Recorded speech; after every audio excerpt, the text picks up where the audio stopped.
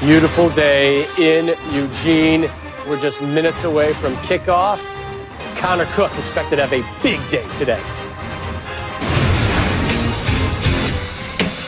Connor Cook, he's one of the best leaders I've seen. Calm, cool, collected, and he helps his team win. He's got a big-time arm. You got to tip your hat to the consistency that he's played with. Cook, drop it back deep. He'll take that shot. Touchdown, Spartans! His toughness kind of jumps out at me, the way he plays the game. Unbelievable player, you know, puts the ball where it needs to be, right on the money.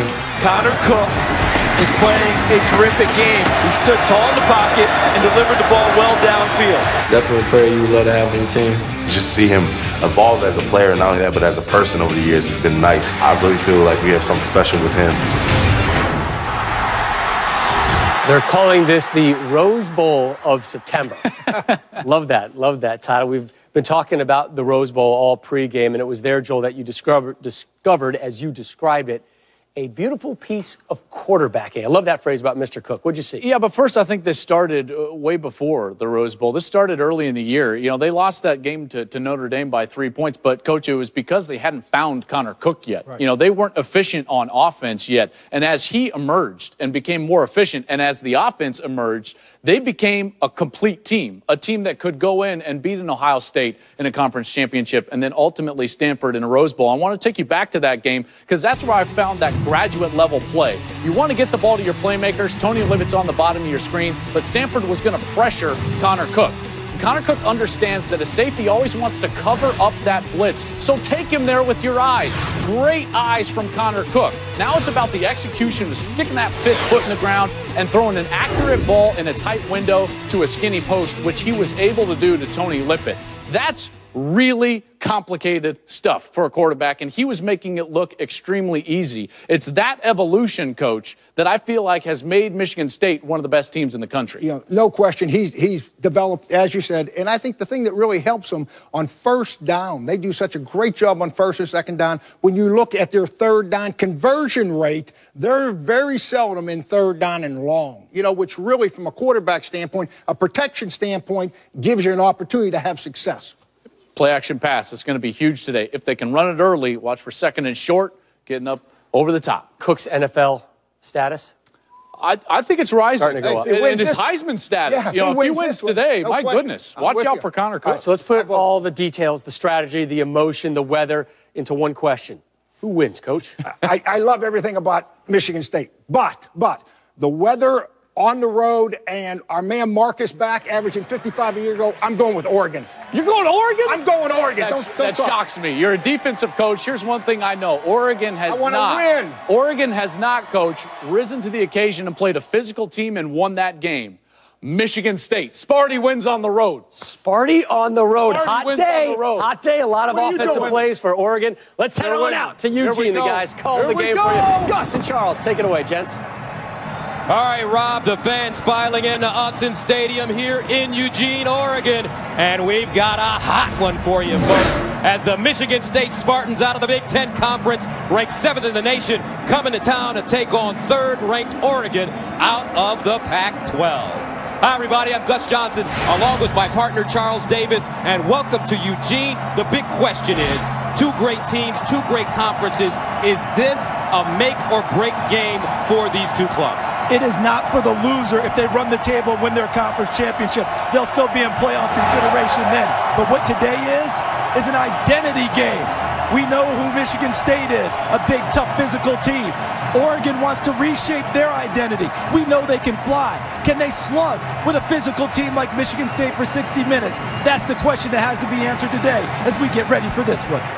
Oregon led by their prolific quarterback Marcus Mariota, a Heisman candidate. He can throw it, he can run it, and we have an electric atmosphere here in Eugene. State against the Ducks after this. Everybody ball out! Just like Coach Trevor said, you come out with confidence. It don't matter who you play. Who are we? No! Who are we? No! Who are we? No!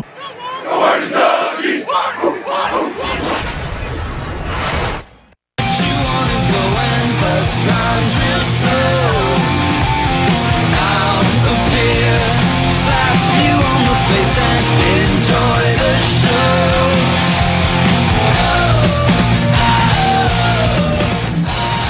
Welcome back to Eugene, Autzen Stadium. And this is Fox College Football, the game of the week presented by the free LED bulb. Michigan State traveling from East Lansing to take on third-ranked Oregon. Time now to join the third member of our team on the sideline. Here's Holly McGrath. Thanks, Gus. Michigan State head coach Mark D'Antonio told us that when he scheduled this game 4 years ago, he knew that his football program wasn't ready for this kind of matchup, but he's worked with his program over the years to get to this point where they can now compete on a national level. He said that he wants this to be a life experience for his players, and this is the 95th game that his staff has played together, and they're not going to remember all of them, but they will remember this one. Now, I also spoke to Connor Cook, who told me that this is the kind of game that he's been dreaming about since he was a little kid. So Autzen Stadium is roaring with Ducks fans, but the Spartans have plenty of confidence. Guys? All right, Molly, thank you very much. And it's a hot one out here today, folks. Scalding. 90 degrees in Eugene, but on the sidelines, Michigan State a little over 90, and for Oregon, you can't see it, but it's about 111. They're in the sun. Mark D'Antonio in his 8th year, 58 years old. He brings in a 65-29 record. Defending Big Ten champion. He was the 2013 Big Ten Coach of the Year. On the other sideline, Mark Helfrich, 40 years old. In his 2nd year, he's an Oregon native. Led him to an 11-2 record a season ago. 7-2 in the Pac-12. Oregon won the toss, deferred. Michigan State to receive. And back deep for the Spartans. Nick Hill, R.J. Shelton. 5th overall meeting between these two teams. And the series is tied at 2 apiece. And we're underway. This will be R.J. Shelton. Takes a knee in the end zone. So 3 things you need to know when Michigan State has the football. Connor Cook, the quarterback. We'll talk about him all day. Big Ten championship game and Rose Bowl MVP. He's playing with such confidence right now, maybe the hottest quarterback in the country. Michigan State, they've got to deal with the decibels of Autzen Stadium. It's going to be awfully loud. How will they handle that on offense? And for Oregon, their cover corner, the All-American Ifo Ekpreolabo, sprained an ankle in preseason, re-injured it against South Dakota. Is he fully healthy? The Spartans may test him early. First down and 10 at the 25. Jeremy Langford, the deep man. They'll give it to him. Second man through. And he'll gain a couple. Gang tackling by Oregon. 98th straight sellout here at Autzen Stadium. Capacity is 54,000, but they've sold standing room tickets. And Connor Cook, 11 straight wins. He was the MVP of the Rose Bowl. Led him to the Big Ten championship against Ohio State in Indy. Second down and 8 at the 27. Empty backfield for Cook. And he'll throw it near side. And that ball is dropped. R.J. Shelton took his eyes off of it, trying to make a quick turn.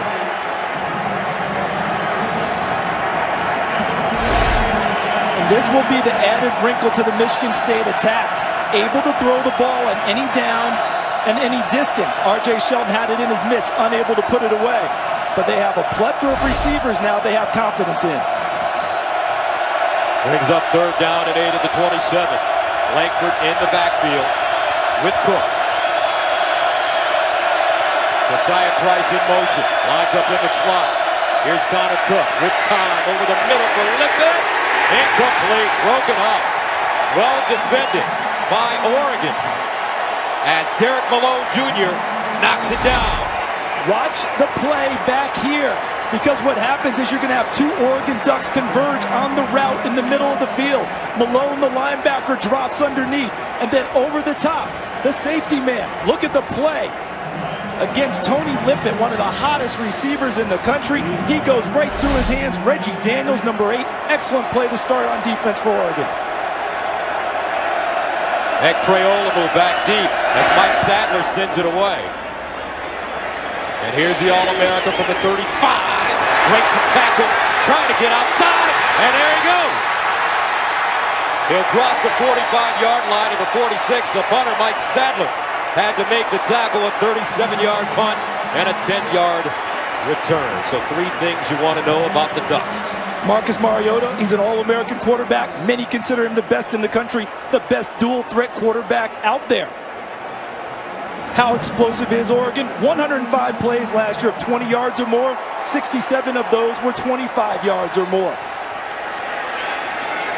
And then for Michigan State, Twan Jones, their middle linebacker, taking over from Max Boa. He's got to make sure they're aligned and ready to go against the speed of Oregon. On first down, they swing it out, and this is Marshall, makes the catch and is dropped immediately. No, they say he didn't make it.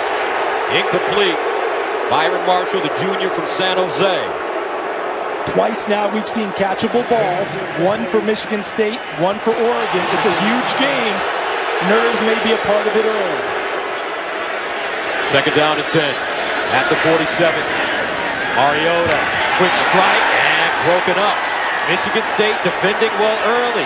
That's Mylan Hicks, who reached around and redirected the football. And this is why Mylan Hicks got the start today at star linebacker, which is a hybrid combination of linebacker and safety. Able to play more in the field against the speed of Oregon. Mariota dancing out of the pocket. Buys time, fires, and incomplete. Unable to hold on to the football as Trey Waynes knocks it away from Dwayne Stanford. So Oregon 3 and out, Michigan State 3 and out. A nice play by Waynes, but I count that as a drop. Mariota put it right on Stanford, number 88. He's got to haul that one in. I think a touch of the nerves has hit both of the teams early, and it's understandable with how big this game is. Ian Wheeler, redshirt freshman from Demorest, Georgia, will punt it away. He stands at the 33. McGarrett Kings Jr. at his own 11. End over end kick. Takes a bounce and will roll into the end zone for a touchback. A 53-yard punt. So here comes Connor Cook. He'll get another shot. Tall, strong, confident. He's the Michigan State quarterback. 15 years ago, let's go back, 1999, A.J. Feely and the Ducks had an opportunity to take one from the Spartans in East Lansing, but Billy Burke rallied the Spartans in the second half to win the game, and even the series history at 2 apiece. Second series now for Michigan State. They'll start at their own 20-yard line. Here's Langford lowering his shoulder, and he'll get to the 23-yard line before being brought down. Rodney Hardrick, the junior from Colton, California, makes the tackle. And what will be key for Oregon on defense is to make sure you see a lot of yellow shirts getting around the football when Michigan State runs it. Can't allow it to be a lot of one-on-one tackles. Langford's a powerful runner. That was a nice play there. They need more people swarming to the ball. 2nd and 7. Watch Lippett. He's the receiver at the top of your screen. Cook. All day to throw underneath, and it's caught at the 45-yard line. Terrific reception by R.J. Shelton, who dropped one earlier, and he'll gain 22. How about the protection of the offensive line of Michigan State? You noted it in your call there, Gus. How much time for Connor Cook? He's bouncing, he sees. That gives Shelton time to get open. He's not open initially. He runs through two defenders and then clears in the middle. Conklin, Jackson, Allen, Clark, Keeler, the offensive line for the Spartans. 1st and 10 at the 45. And they'll hand it to Langford running left.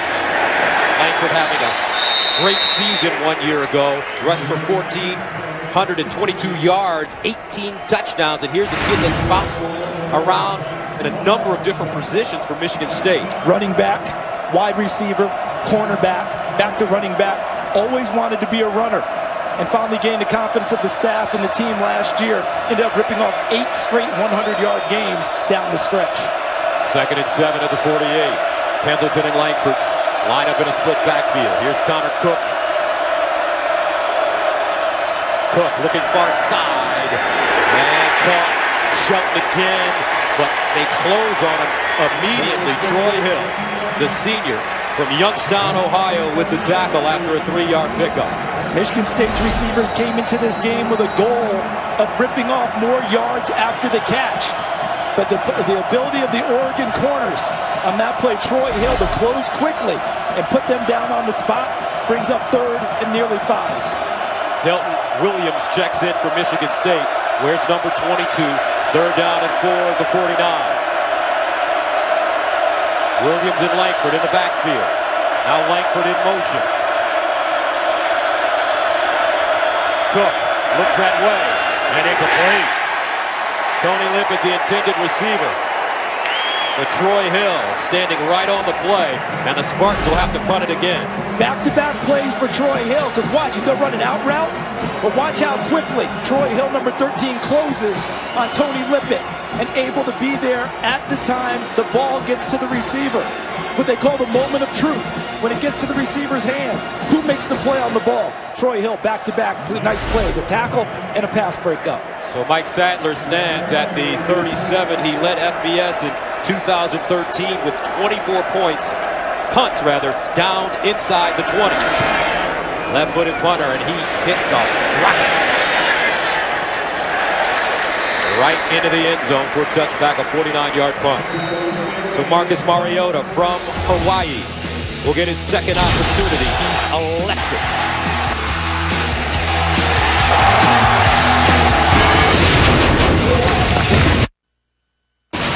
Fox College Football is sponsored by AT&T, mobilizing your world. The Fox College Football Game of the Week is presented by the Cree LED bulb. No score, first quarter here in Eugene. Oregon with the football at their own 20-yard line, second series.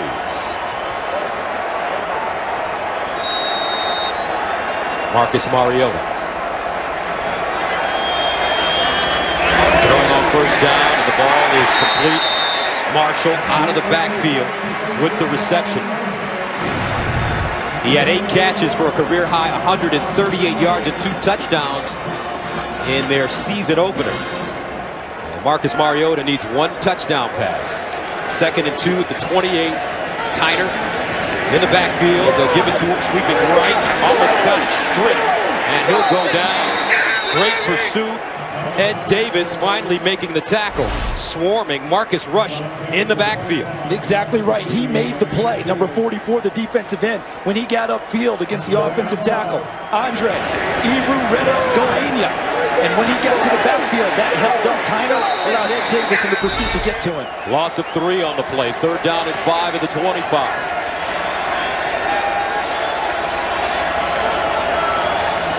Mariota underneath. Oh, it's a catch.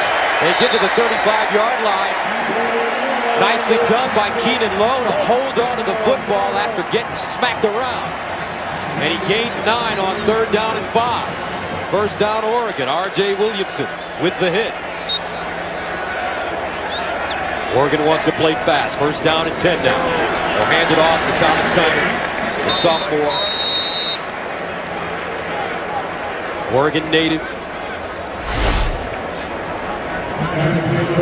Well delivered. Keenan Lowe goes right into the middle, knows the hit's coming from R.J. Williamson, absorbs it, holds on to the ball for a first down.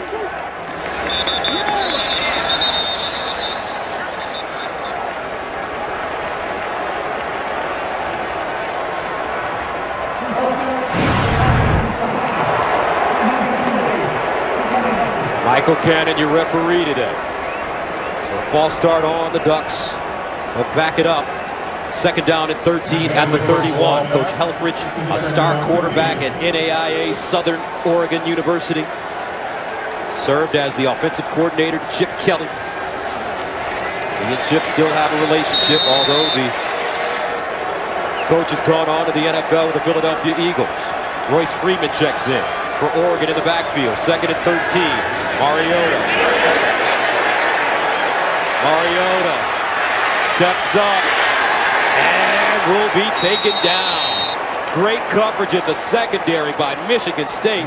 Nobody to throw it to for Marcus Mariota. But he actually did have someone to throw it to on the backside. The coverage was good on the front side. This is why he didn't have it. But Freeman, who just came into the game, watch, he ends up out in the open area. Good coverage out on the court, but there's Freeman wide open, and Mariota missed him. A 1-yard gain, 3rd down and 12. He'll dump it off to Royce Freeman. And Freeman tackled from behind. Great shoestring tackle. And that's Riley Bullock, the sophomore from Traverse City, Michigan. And you're going to hear a lot of discussion. You heard it in pregame. You may hear it throughout this game. Michigan State, Stanford, similar type teams. What we just saw there, the tackling in the open field, not permitting the extra yards after catch. Oregon counts on those yards after catch to move the chains. When you tackle well on the spot and make them go deep into the downs, that's how Stanford has been able to beat Oregon. Michigan State has the same formula today. Ian Wheeler will punt it from the 23. McGarrett Kings Jr. standing at his own 22. Backpedaling, McGarrett Kings Jr. signals for the fair catch and has it at the 12-yard line. A 49-yard punt, 8:17 to play, first quarter. Defense taking over so far.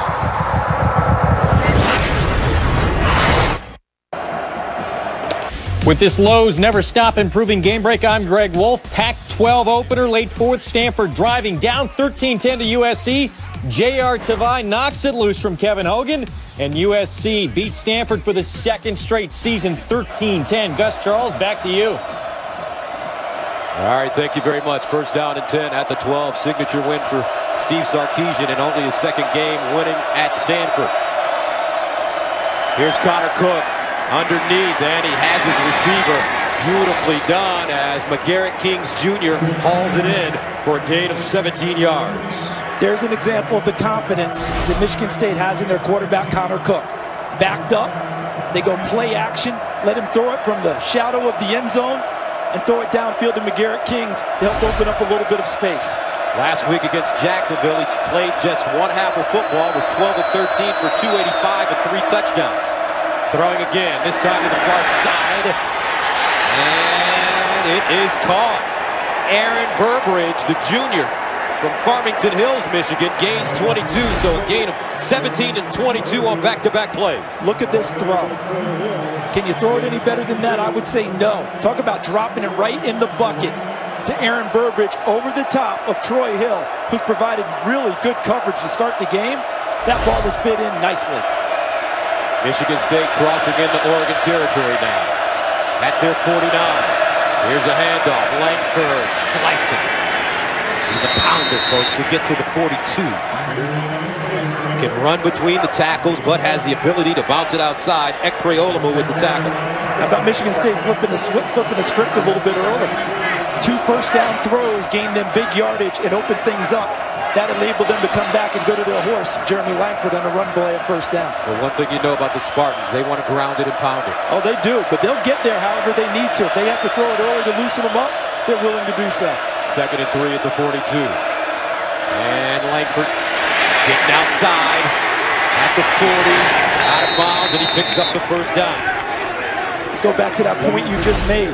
As we watch Langford try and get to the outside and use a straight arm to gain the yardage that he was able to. I'm going to go back to what you said about Michigan State wanting to ground it and pound it. In the pregame show, Joel Klatt, Coach Wanstead were talking about how Oregon lost last year. The 2 games, both teams that beat them, Stanford and Arizona, ran it over 60 times. To your point, Michigan State would like to follow that script. First down and 10 of the Oregon 38. Third series for Michigan State. Pendleton and Langford out of the I formation. Here's Langford. This time he goes nowhere. Gobbled up. Nice job by Joe Walker, the junior from Palos Verdes, California. Backup linebacker. Well played by Walker. No one came to block him. He set up in the hole perfectly and was right there to wrap up Langford for no gain. 2nd and 10.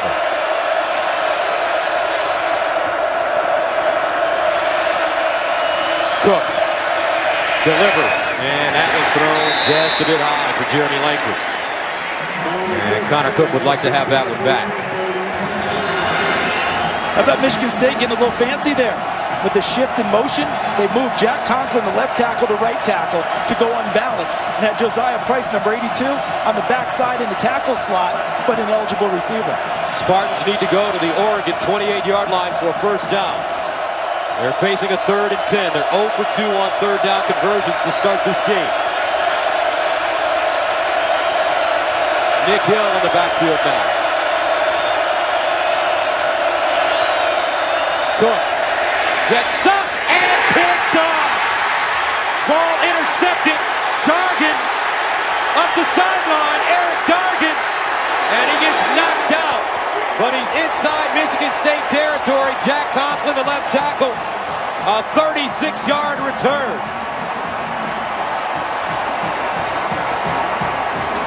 And I think they may have fooled Connor Cook a little bit, because watch Armstead, the defensive end, he drops out.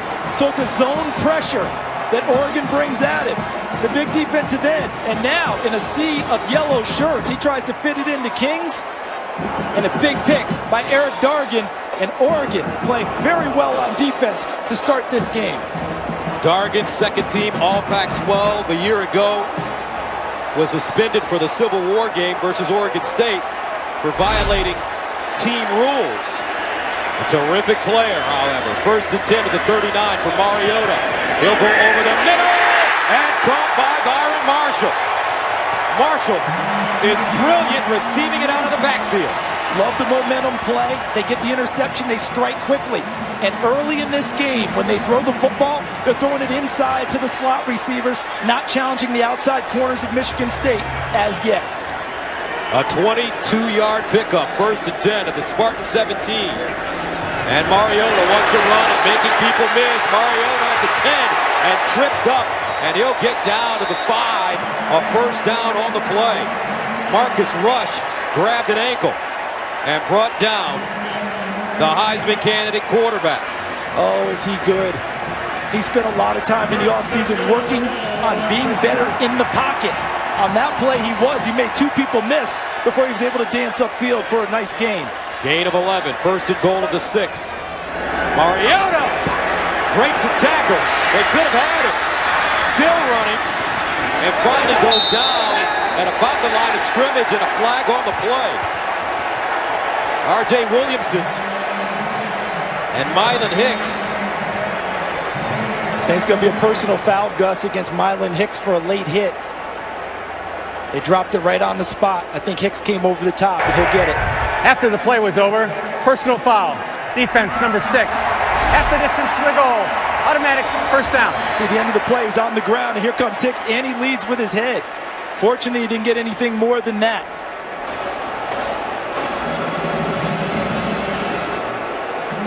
So Oregon with the first and goal at the Spartan 3-yard line.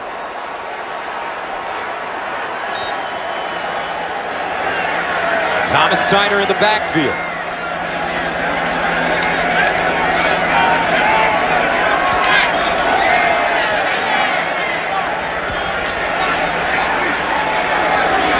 Trips at the top of your screen.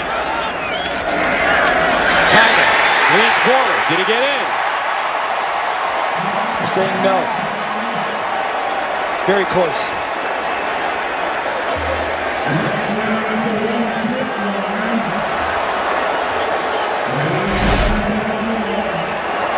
Look at the push that Oregon gets in the front wall. Able to create a crease for Tyner to get through. And he goes down just short of the goal line. Second and goal at the 1. They hand it off again, and the Spartans will not let him cross the line. Thomas, first man to him. Ed Davis there as well. It's one of the things that Oregon talked about all offseason. They don't want stalemates at the line of scrimmage on offense. They need to create creases for their backs to get through. On that one, Michigan State clearly won the line of scrimmage. Watch Mariota. He may run it himself. Throws in the corner. Incomplete. Darian Hicks knocks it away from Devin Allen. And now the Ducks have a decision to make. Yeah, now they're not necessarily going to kick the football here. I think they'll go for it because that's more their personality. And a timeout has been called by MSU. 3:44 to go, first quarter, no score. Oregon threatening, ready to go for it on 4th down. Fox College Football is sponsored by Allstate. Are you in good hands? And by the Volkswagen Turbocharged Sales Event. Hurry in now. And so far, Michigan State making the goal line tough to get to for Oregon. Tyner almost gets there. And then he's met by Ed Davis and a host of Spartans. And then they throw the ball on 3rd down, can't complete it. Bring up 4th and goal, Oregon to go for it. If they throw the football here, Gus, The matchup, I think, is Keenan Lowe, number 7 in the slot, working against Curtis Drummond, an All-American safety and a good cover guy. Let's see if they decide to throw it here or not. Or will Mariota run it? They hand it off. Did he get in? No signal yet.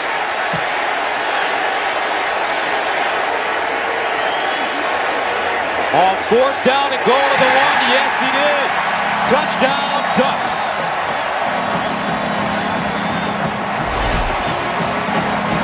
Let's see how much help he got once he's jammed up there. Now watch. He keeps pushing and falling through and finds a way to wiggle with his back over the goal line. The push that Oregon was looking for from their offensive line, they got it on that play. Number 76, Jake Pizarchik, primary, moving someone to allow Tyner a little space to slide through. Thomas Tyner, 5'11", 215 pounds, a sophomore. And now Oregon. This is their tradition. They'll go for 2 and get it.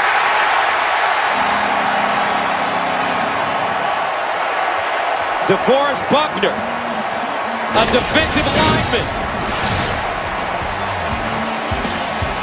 And Oregon staying true to form. Coach D'Antonio says, okay, I get it. Oregon scores first and lead the Spartans 8-zip. Michigan State ready to receive it once again. Schneider will send it away. Shelton and Hill back deep. And R.J. Shelton will take a knee. Although the offense finally scored, it's the Oregon defense, though, that's given them the opportunities. Under brand new coordinator Don Pelham, 20-plus year member of this staff, gets his first shot as defensive coordinator, replacing retired Nick Aliotti, one of the best in the country. The first 3 series of this game, his defense made things stand up well while the Oregon offense looked to get on track. They got an interception, and they were able to get off the field on the other occasions. That allowed Oregon's offense finally to move the ball and gain this early lead. Coach Pelham, the first African-American coordinator in Oregon history. 1st and 10 at the 25. And they give it to Nick Hill. Jitterbugging, he'll cross the 30, get up to about the 33-yard line. Hill is that change of pace back for Michigan State. Change of pace, but strong. Last year added about 20 pounds to his frame to allow him to run inside a little bit better with no loss of speed. But that first down run is a type of run Michigan State is looking for. Sets themselves up to open up the playbook for the coordinator, Dave Warner. 2nd and short, you can call just about anything. Hill again, this time running left, cuts it back and picks up the first down as it crosses the 35. You know, when we talk about the athletes in this game, you go back to the 2-point conversion. Who caught it? DeForest Buckner, the starting defensive end, who's going to have to do yeoman duty today against that big, strong offensive line of Michigan State. He came on the field and caught the 2-point conversion and converted it. He and Eric Armstead look like basketball players playing defensive end. First down and 10 to the 37. Nick Hill, the single setback. Cook looking far side. And that ball thrown perfectly. Nicely defended by Troy Hill and caught by Burbridge. Again, his 2nd catch of the game. Thrown to the wide side of the field. If that ball's not thrown with dispatch, Troy Hill's able to at least break up the play. That ball arrived with pace and allowed Burbridge to possess it and pick up nice yardage. 2nd and 2. Pendleton Hill out of the eye. Hill, and he's tackled in the backfield for a loss. Joe Walker again. And this brings up a big 3rd down. Joe Walker right there in the middle, playing linebacker, shoots the gap. They try and come down and get him. Cody Keeler, the tackle, not able to step down inside and block him. But this is a big 3rd down for Michigan State. They need to calm down this crowd a little and give their offense their defense a chance to rest a little bit after Oregon's score. Coach Pelham looking on. He said this is a draw the line in the sand game. 3rd and 4 to 43.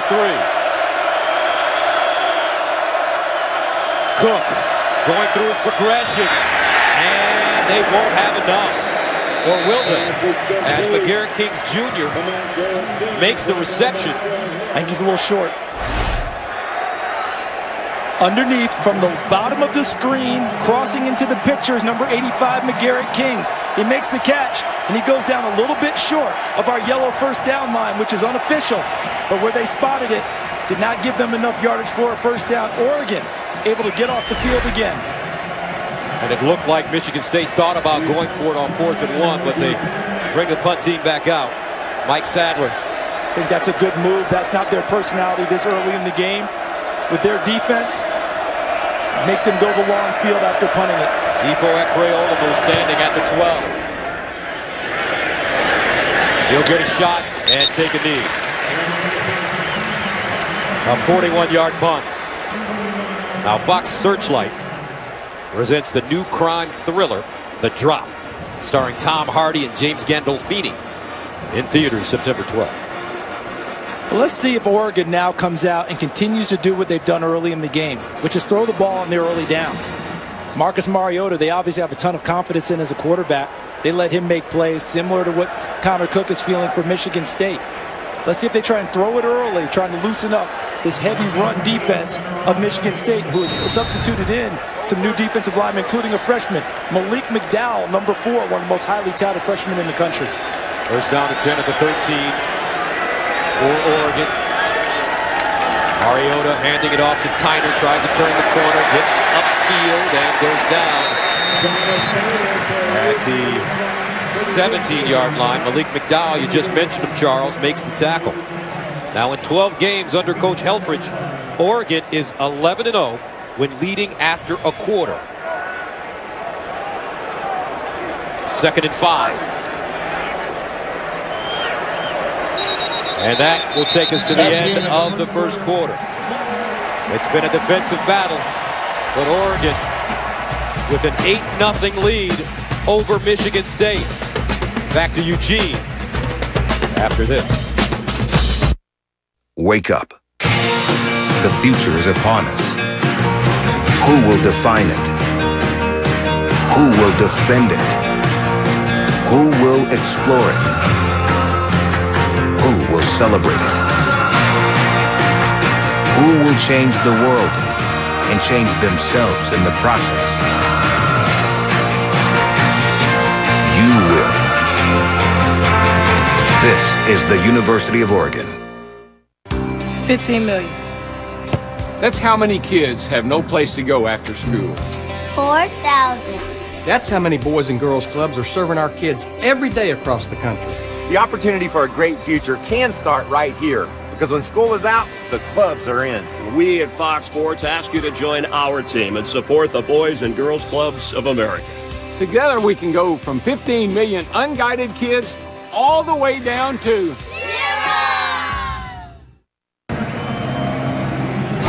And welcome back to the Fox College Football Game of the Week, presented by the Cree LED Bulb.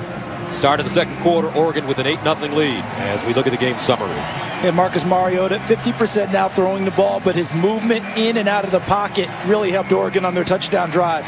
Connor Cook has thrown the interception early, but he's still their guy. Total yards, Michigan State leading in that and by a pretty decent margin, but Oregon leading on the scoreboard 8-0. The turnover, the key in the first quarter. Turned into 8 points. 2nd and 5 of the 18 for Oregon. Mariota pulls it down. Wants to throw wide open. He's got his receiver at the 40-yard line. And here we go. Carrington down the sideline. Cuts it back. And he's down at the Michigan State 20. Darren Carrington, a gain of 62. Curtis Drummond with the saving tackle. Give Darren Carrington a ton of credit, but he was awfully wide open. That play was all about Marcus Mariota's movement in the pocket, making people miss, keeping the play alive, and able to get the ball downfield to a wide open receiver. First down, they'll sweep it around. Marshall hurdling, and he's down at the 11. Darian Harris with the tackle. Now Oregon will move a little quicker, won't they? They've got things going their way. 2 big plays back to back. Now they start to move quickly. 2nd and 5. To the far side, ball caught, and this is Carrington once again. Redshirt freshman from San Diego. It's an excellent catch right there by Carrington. And again, Oregon is avoiding Trey Waynes on the corner, number 15, Darian Hicks on the corner, number 2, unless they throw the quick screen, as we just saw, and send a blocker out in front to try and move him out of the way for the receiver. Some feel that Waynes, a junior, could go down as the best corner in Michigan State history. They throw it in the end zone, incomplete. Carrington, closest man to the football for the Ducks. And that's why there's one reason teams avoid Trey Waynes. That was his coverage. He gave Marcus Mariota no sight line to truly fit the ball into the receiver. He was right there on him and in front of the receiver and obscured him. So Oregon will attempt a field goal as Matt Wogan, a sophomore from Indian Trail, North Carolina, the nation's number 2 kicking recruit in 2013, in to attempt a 28-yarder.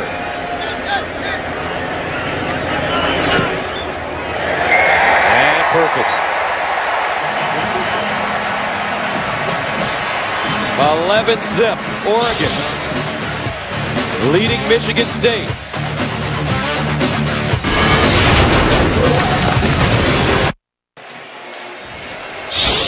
Let's check out the Nissan Heisman watch. Jameis Winston, the defending Heisman Trophy winner. They won in week 1 against Oklahoma State. How about Kenny Hill announcing himself to the nation, 511 yards throwing the ball. Marcus Mariota did nothing but be impressive in the season opening win against South Dakota. And now we take a look at some more Heisman candidates. Todd Gurley is a man, a full-grown man running the football for Georgia. And Shalik Calhoun, we haven't called his name much here this afternoon, the defensive end for Michigan State, but he could have an impact before it's all over today. So Shelton will start from the 4-yard line with some running room as he crosses the 20 and gets up to the 24. Eric Armstead making the tackle on special teams for Oregon. Early observation in this game for me, Gus. Oregon came into this game having spent the entire offseason talking about getting bigger, stronger, more physical on both sides of the football. So far, they have answered that bell. They have done that and have gone chest to chest with Michigan State here in the early going. First down to 10 at the 24 for Connor Cook and the Spartans. Langford. And across the 25 up to the 26. As we mentioned, Coach Don Pellum saying that this is a draw a line in the sand game. What did he mean when he said that, CD? He meant that he and his team have heard all the chatter about Oregon's just not physical enough. Stanford bullied them around in the last 2 years. LSU in 2011 in the season, 2010-2011 the season opener. Those types of teams have been their kryptonite. And he said, we're going to draw a line in the sand and challenge that notion on Saturday. 2nd and 8, Cook over the middle. And first down for MSU up to the 43-yard line. And that's a tight end, Josiah Price, the sophomore from Greentown, Indiana. Oh, he's done nothing but get better over the course of his career. They always knew he could catch the football, but his ability to be a better run blocker has made him a vital member of the offensive line and receiving corps for Michigan State. A gain of 17, first and 10 of the 43. Play fake. Cook rolling. He can run. Throws on the run, and he has his receiver, A.J. Troop. And that's a gain of 19. And Connor Cook and his receivers are in sync because Connor Cook used his legs to extend this play, buy some time, get outside the pocket. And A.J. Troop turns back, sees his quarterback maneuvering, and gets into position. Now Michigan State playing fast. As they get to the line of scrimmage quickly, Jeremy Langford running it. Tony Washington, senior from Rancho Cucamonga, California, makes a tackle. Gus, you do a lot of basketball. What do teams that press hate to have happen to them? They don't like to be pressed. Well, Oregon plays fast all the time, don't they? Yes, they do. Michigan State on that play gave them a dose of their own medicine. Tried to go back at them. Maybe surprised them a little bit.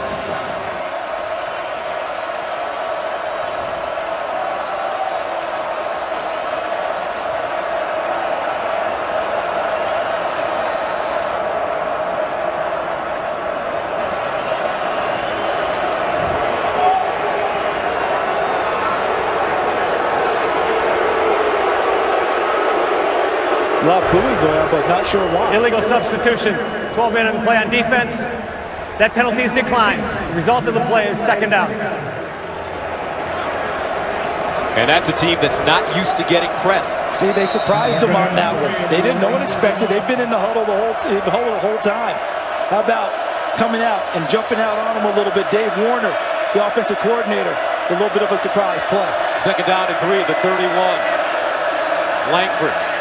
And he breaks tackles and gets to the Oregon 24. Watch the top of the screen here. Somebody trying to get off the field for Oregon. And look, there's another one. They may have had 13 on the field. So a first down for MSU. Best drive of the day so far for the Spartans at the Oregon 25.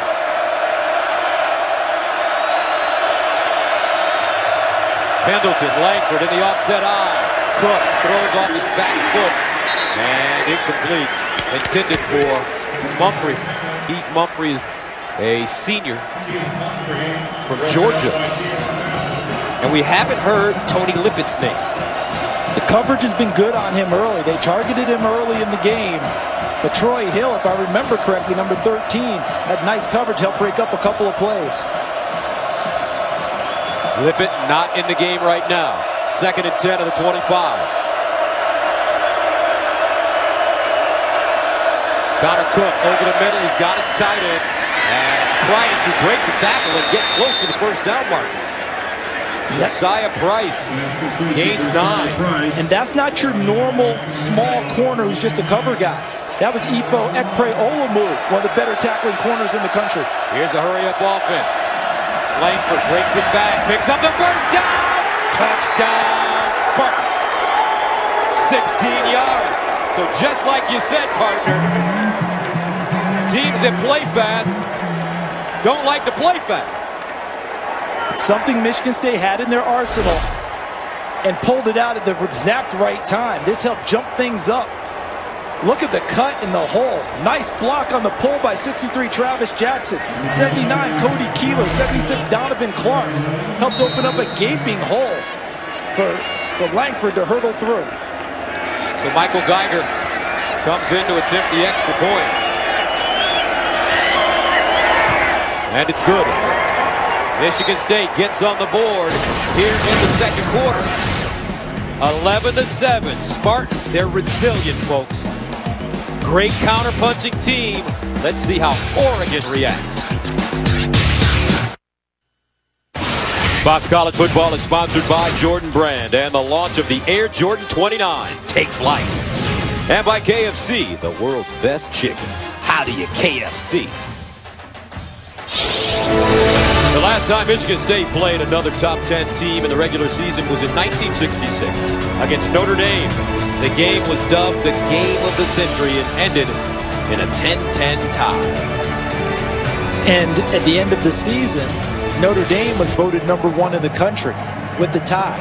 Alabama, undefeated, was voted #3. Michigan State was #2. And the Bama fans to this day bitter about not getting that national championship.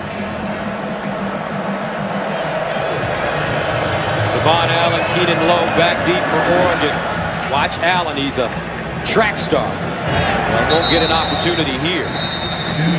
Now don't forget, folks, next Saturday, college football continues with a doubleheader on Fox as the Illinois Fighting Illini square off against the Washington Huskies. Then, 11th ranked UCLA. They'll take on the Texas Longhorns at AT&T Stadium in Big D. Coverage begins at 4 p.m. Eastern on Fox and streaming live on Fox Sports Go. And Coach Strong has had to make some strong decisions early on at Texas. And he's making them with confidence about who he is and what he wants his program to look like. They'll be the better for it as they weed out guys who don't want to do the right thing. Goes down to 10. Royce Freeman, the freshman from Imperial, California. Carrying the football last week. Freeman, 10 carries, 75 yards. He scored a touchdown on 2 of his first 3 carries. He was the State of California Player of the Year for his division. You know what his nickname is? They call him business. He means business out there. This guy can do everything, run inside, outside, catch the football. They think he's the total package. 2nd and 5. And up top, and there's Allen, the speedster. Breaks the tackle, watch out! Devin Allen, 70 yards.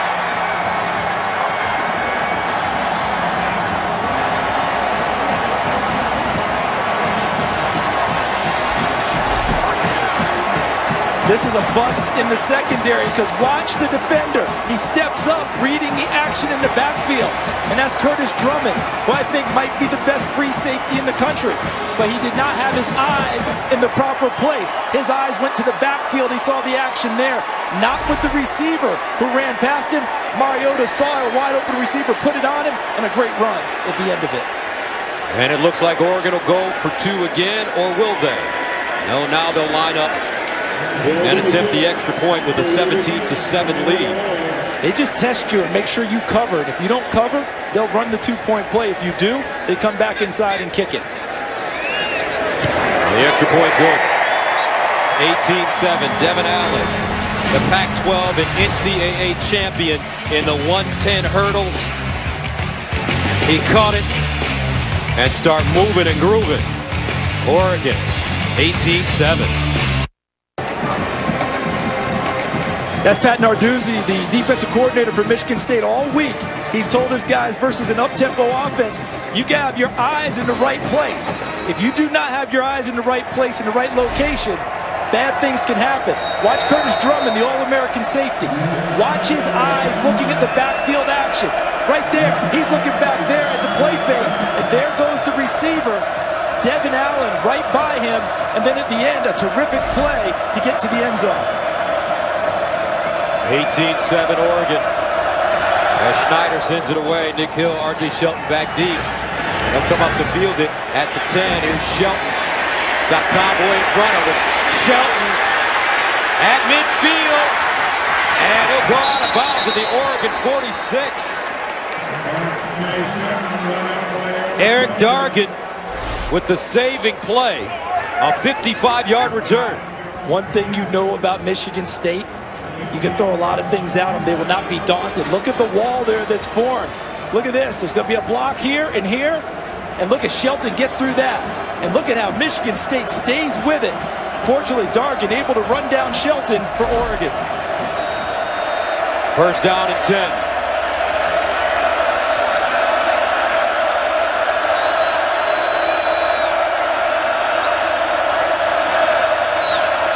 Here's Langford. Wakes it back, gets some positive yardage as he's dragged down at the Oregon 29 by Tony Washington. One of the concerns I had coming into this game for Oregon's defensive line, you got defensive ends, Armstead, number 9 at 6'8", DeForest Buckner, number 44 at 6'7", and the nose, Alex Balducci, number 56 at 6'4". I was worried about leverage versus the offensive line. Would they be able to bend their knees and get down deep into the hole and be able to hold up? So far, they're doing a nice job. 2nd down and 7. Lippett at the top of your screen. They'll hand it off to Langford. And Langford gets around the corner. Dior Mathis with the tackle after the 6-yard pickup. Last week, Jeremy Langford hurt an ankle in the season opener against Jacksonville State. We've seen no ill effects of that injury thus far today. 12 carries, 59 yards. And a touchdown for Jeremy Langford, the senior from Wayne, Michigan. 3rd down and 1. Out of the offset eye, Langford, the deep man. Straight ahead, 1st down. Would you say that Michigan State plays a Joe Frazier type of game? You know, you mentioned that in the break, and I like what you're saying. Joe Frazier, Smoking Joe, former heavyweight champion of the world. Body shots, body shots, body shots. Doesn't seem like much as the fight goes on. The other guy's still dancing and moving around. Then all of a sudden, late in the fight, can't get his hands up, can't move anymore. He drops. It's called attrition, those heavy hands. And then when it's all said and done, how did Smoking Joe finish it? Here's a left hook. Left hook to the jaw. But it's the body shots and the attrition that wear down a defense. Langford running left now. Finds a hole, spins. get close to the 15-yard line. And this drive is an example of what you're talking about. They're not any big plays, right? But they're credible gains. The offensive line of Michigan State led by Jack Allen, their center, number 66 in the middle. Donovan Clark, 76, Travis Jackson, 63, Cody Keeler, 79, and Jack Conklin, 74. Plus the tight ends and the fullback. They're doing a very nice job of getting 3-4 yards per crack. 2nd and 8.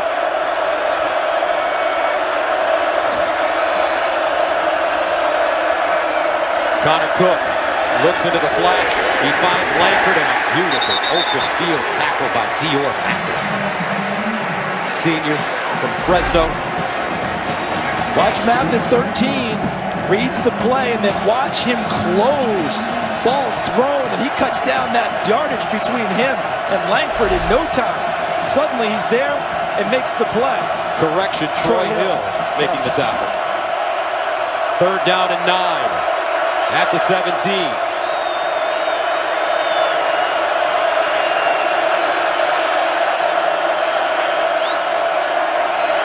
Connor Cook. Incomplete.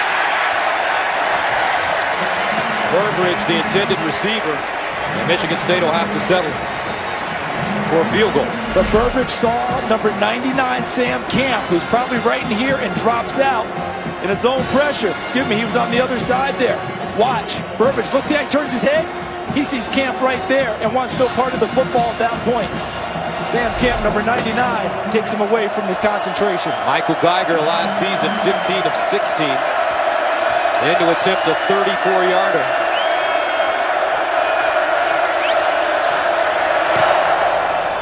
And he nails it. Marcus Mariota has set a record. He came into this game 1 touchdown pass away from breaking the tie with Darren Thomas and becoming Oregon's career touchdown passes leader. Well, he's got it. And he did it dramatically. Fox College Football is sponsored by Viagra. By Nissan, innovations that excites. And by New York Life Insurance Company. 18-10, Oregon on top of Michigan State, a 3rd-ranked team in the nation against the 7th-ranked team in the nation. Gus Johnson, Charles Davis, and the Fox College Football Game of the Week is presented by the Cree LED bulb. Molly McGrath on the sideline. And we've had an entertaining first half so far, 6:40 to go.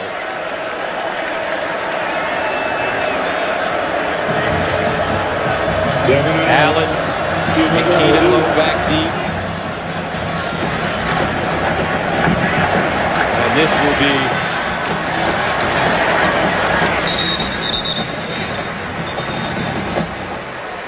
Allen bringing it back. And he returns it 21 yards. Let's go to Rob Stone in Los Angeles to find out what's coming up. Coming up on the AT&T at the half, some bizarre moments in the USC at Stanford game. You'll see them next. Plus, Nebraska, McNeese State should be a blowout, right? You'll see the sights next at the break. How about that? Nebraska has never lost to an FCS team. Oh, McNeese State made them sweat today. Last drive for Oregon, 2 plays, 75 yards. Mariota. Flushed out of the pocket, throws on the run, and it's completed to 25. And that time it was Dwayne Stanford. How about the pocket presence of Marcus Mariota?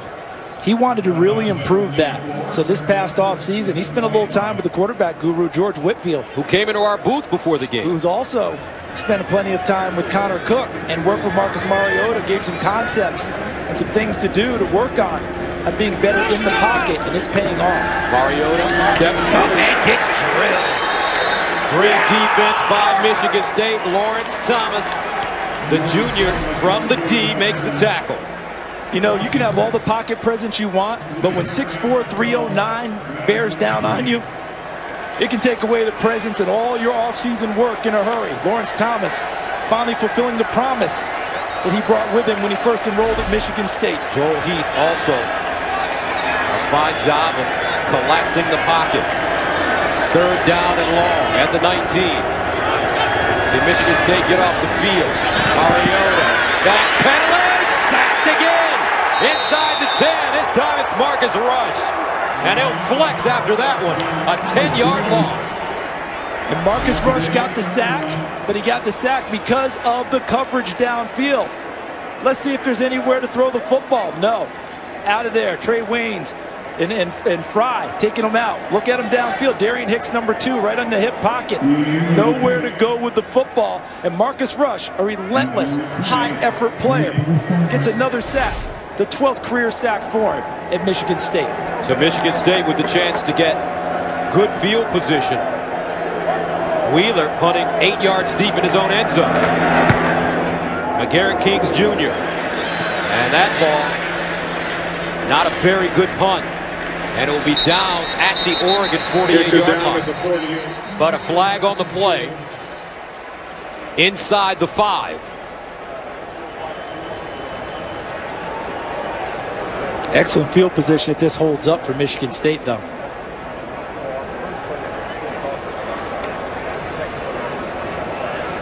If this is against Oregon, this is good for Michigan State with field position. And it's a holding penalty against Oregon. I don't know that I'd make them kick it again. Holding, kicking team, number 58. That 10-yard penalty will be tacked down to the end of the kick. First down, Michigan State. So even better, didn't have to worry about it. Just improves the field position for the Spartans. As we take a look at the KFC stat comparison between the two QBs. Connor Cook has the 1 interception that turned into 8 points for Oregon. Mariota, nice pocket presence, but on the last drive, the last 2 plays, Michigan State's coverage downfield and relentless pass rush put them in a hole. Michigan State with 3 sacks. No sacks for Oregon, 1st and 10. At the Oregon 38 for the Spartans. Nick Hill in the backfield. Price in motion. Here's Hill on the edge. And he gets out of bounds at the 34. Tony Lippett has not caught a ball yet, but he provided a nice block on the edge to give Nick Hill access towards the sideline and gain some yardage. Last week against Jacksonville State, Lippett 4 catches for a career-high 167 yards and 2 long touchdowns, a 64-yarder and a 71-yarder. 2nd and 5 at the 33. Cook sprints out of the pocket, throws on the move, and he has his man at the 25, and it's Keith Mumphrey. A gain of 8. One of the things we've seen over the years with Oregon is that when they put a rush on a team and get some points quickly, teams panic, and then the score snowballs against them. No panic by Michigan State. They've hung in there. Got a stop on defense after a big broken play. They gave up a touchdown. Got their composure back quickly. Handled adversity, which is what Mark D'Antonio's talked about going into this game. And now they're back on the march. Mumphrey, Hill in motion. Cook over the middle, wide open, Lippett. And they finally got him free as he goes down at the 6. A 19-yard pickup for Tony Lippett. And what they did was they moved him. Normally an outside receiver, now they move him into the slot. To Rodney Prevost, number 86 was over the top, never got a jam on him. Nick Hill, Michigan State playing fast once again. And Hill leans forward, gets to the 5, maybe the 4. The ability of a great receiver to move from position to position and change up things in coverage and elude people really helps open things up. Tony Lippett knows the whole playbook. That last play enabled him to get downfield against coverage. Lippett, the receiver at the bottom of your screen. Here's the option. Nick Hill bottled up and taken down. Great pursuit by Oregon. Rodney Hardrick and Eric Dargan leading the way. Boy, that's where speed really showed up, didn't it? Because it looked like Hill might have a chance to get to the edge, and Hardrick outran him on the angle and forced him back inside. It's a 2-yard loss. 3rd down and goal at the 7. Lippett, the receiver at the top of your screen. Trips at the bottom.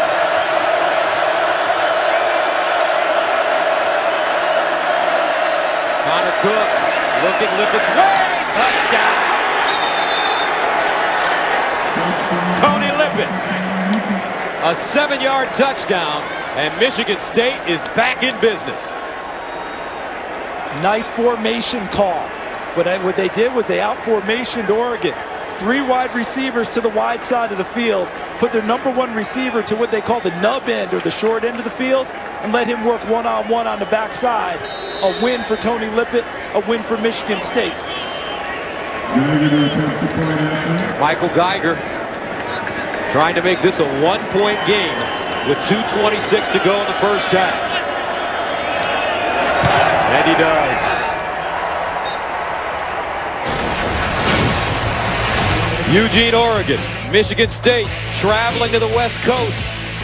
They took some shots early, but now they're down by a penny. 18-17, you're looking at Tony Lippett there, who some feel is a smaller version of Michigan State legend Plaxico Burress. High praise, but the way he goes up and gets the football is what reminds them of Plaxico. Not quite the same frame. Plaxico 6'5", 6'6".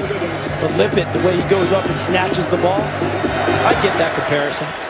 Lippett 6'3", long arms.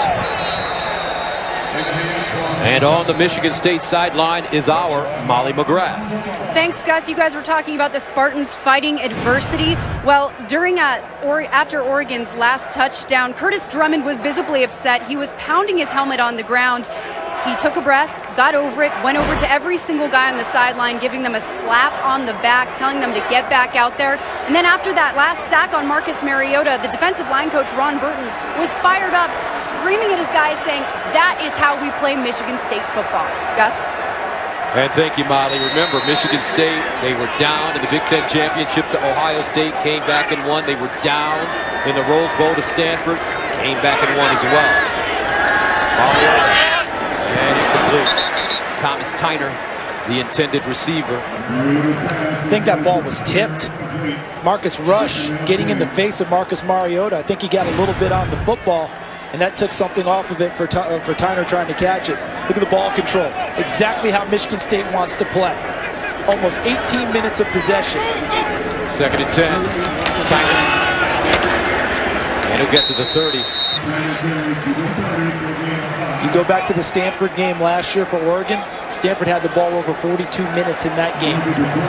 That's part of the formula to help slow down the high-flying Oregon attack. Mariota in trouble, gets it away. Right back at the line of scrimmage is Thomas Tyner, who's wrapped up and taken down, and you can see the confidence. R.J. Williamson with the tackle starting to swell with the Spartans. And we talked about the closing speed of Oregon early in the game, didn't we? Underrated is Michigan State's speed. I think this is a faster defense than what they had last year. Overall, at every position, their ability to run, close gaps, and make tackles in open field has been impressive. And that's what I think is the most notable for Michigan State. Their guys on the perimeters, they know how to bring guys down.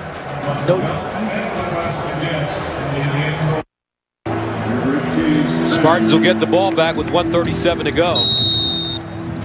As McGarrett Kings Jr.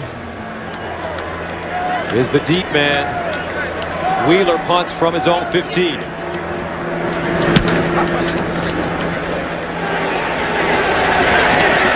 McGarrett Kings Jr. elects to return it. Dangerous return. And he's wrapped up at the 30. Ever think if you were in charge, the world would be a better place? Well, this September, Fox is giving 15 ordinary people a chance to prove it by building their ideal society from scratch. Utopia. Witness the birth of a brave new world. Tomorrow at 8/7 Central on Fox. With Utopia will come compromise, with 15 people trying to figure out how to build Utopia. Let's see if they have confidence in Connor Cook here and not just sit on the football. Let's see if they want to let him throw it at all. One timeout remaining for Michigan State. From the 34, Connor Cook sprinting out underneath, and it's caught by Keith Mumphrey. They can go fast now. It's a first down, so you have to stop the clock to set the chains. Mumphrey did a nice job of working his way free and making himself available for Connor Cook on the sideline. A 15-yard pickup. Spartans at their own 49. Far side, caught Shelton, and he gets out of bounds and stops the clock. When the 2013 season started, I don't think any Michigan State fan would have seen this. 1:37 on the clock at your own 30, and you're going to go ahead and throw the football. They would have seen them take a knee and go to the halftime. Connor Cook has really developed as a field leader and a guy who takes care of the football. So a gain of 15 and a gain of 9 on the last 2 plays. 2nd and 1. Spartans have a timeout.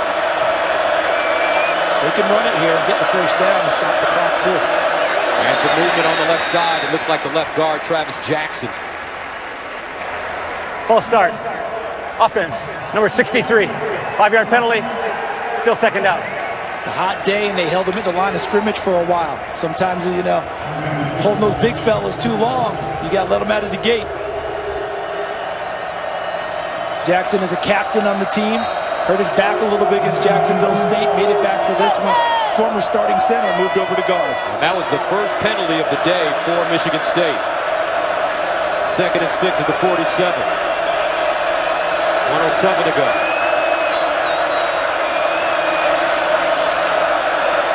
Connor Cook in trouble. Gets it away. And incomplete.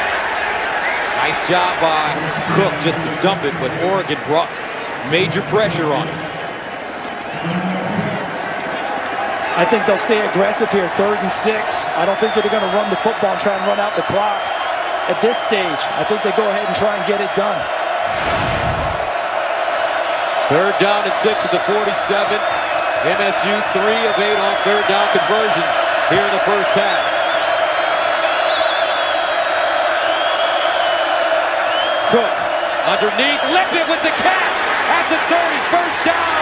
Lippett out of bounds at the Oregon 10. They're going to mark him. They say he stepped out of bounds at the 13. Tyree Robinson with the saving tackle.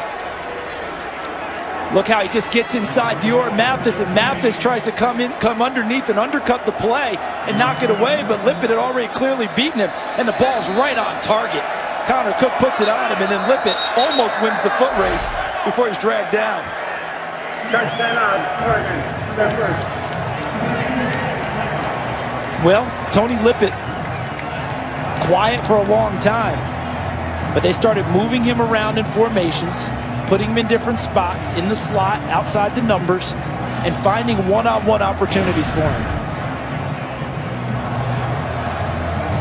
And now you look at the red zone for them. This is their 4th red zone possession today.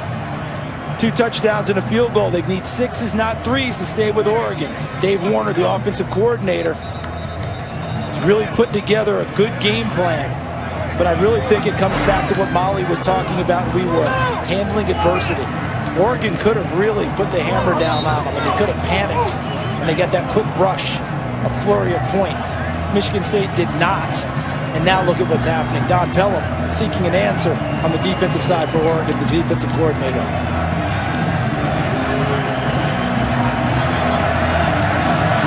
So a 1st down at the Oregon 13. 51 seconds remaining. Connor Cook in the shotgun with Langford. Shelton the motion man. They'll give it to Langford, running right. Breaks a tackle. And finally is slung down at the 7, maybe the 8-yard line. Derek Malone Jr. with the tackle.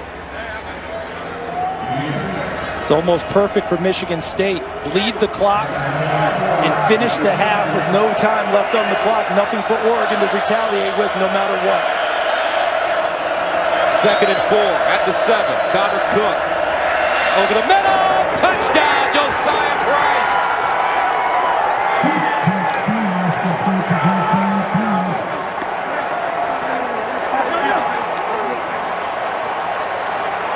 And the Big Ten champions, the Rose Bowl champions,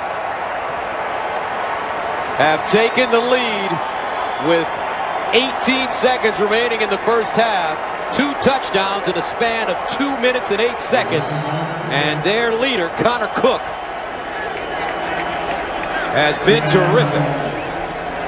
Big credit to the offensive line on the last touchdown pass, too, for giving him plenty of time to go through his progressions. Extra point up and good. 18 seconds remaining. We told you a lot of thumping and bumping would take place in this game. The Spartans came ready, and now they lead here in the first half.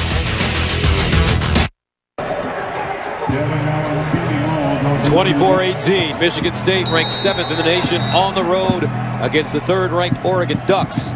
17 unanswered points by MSU.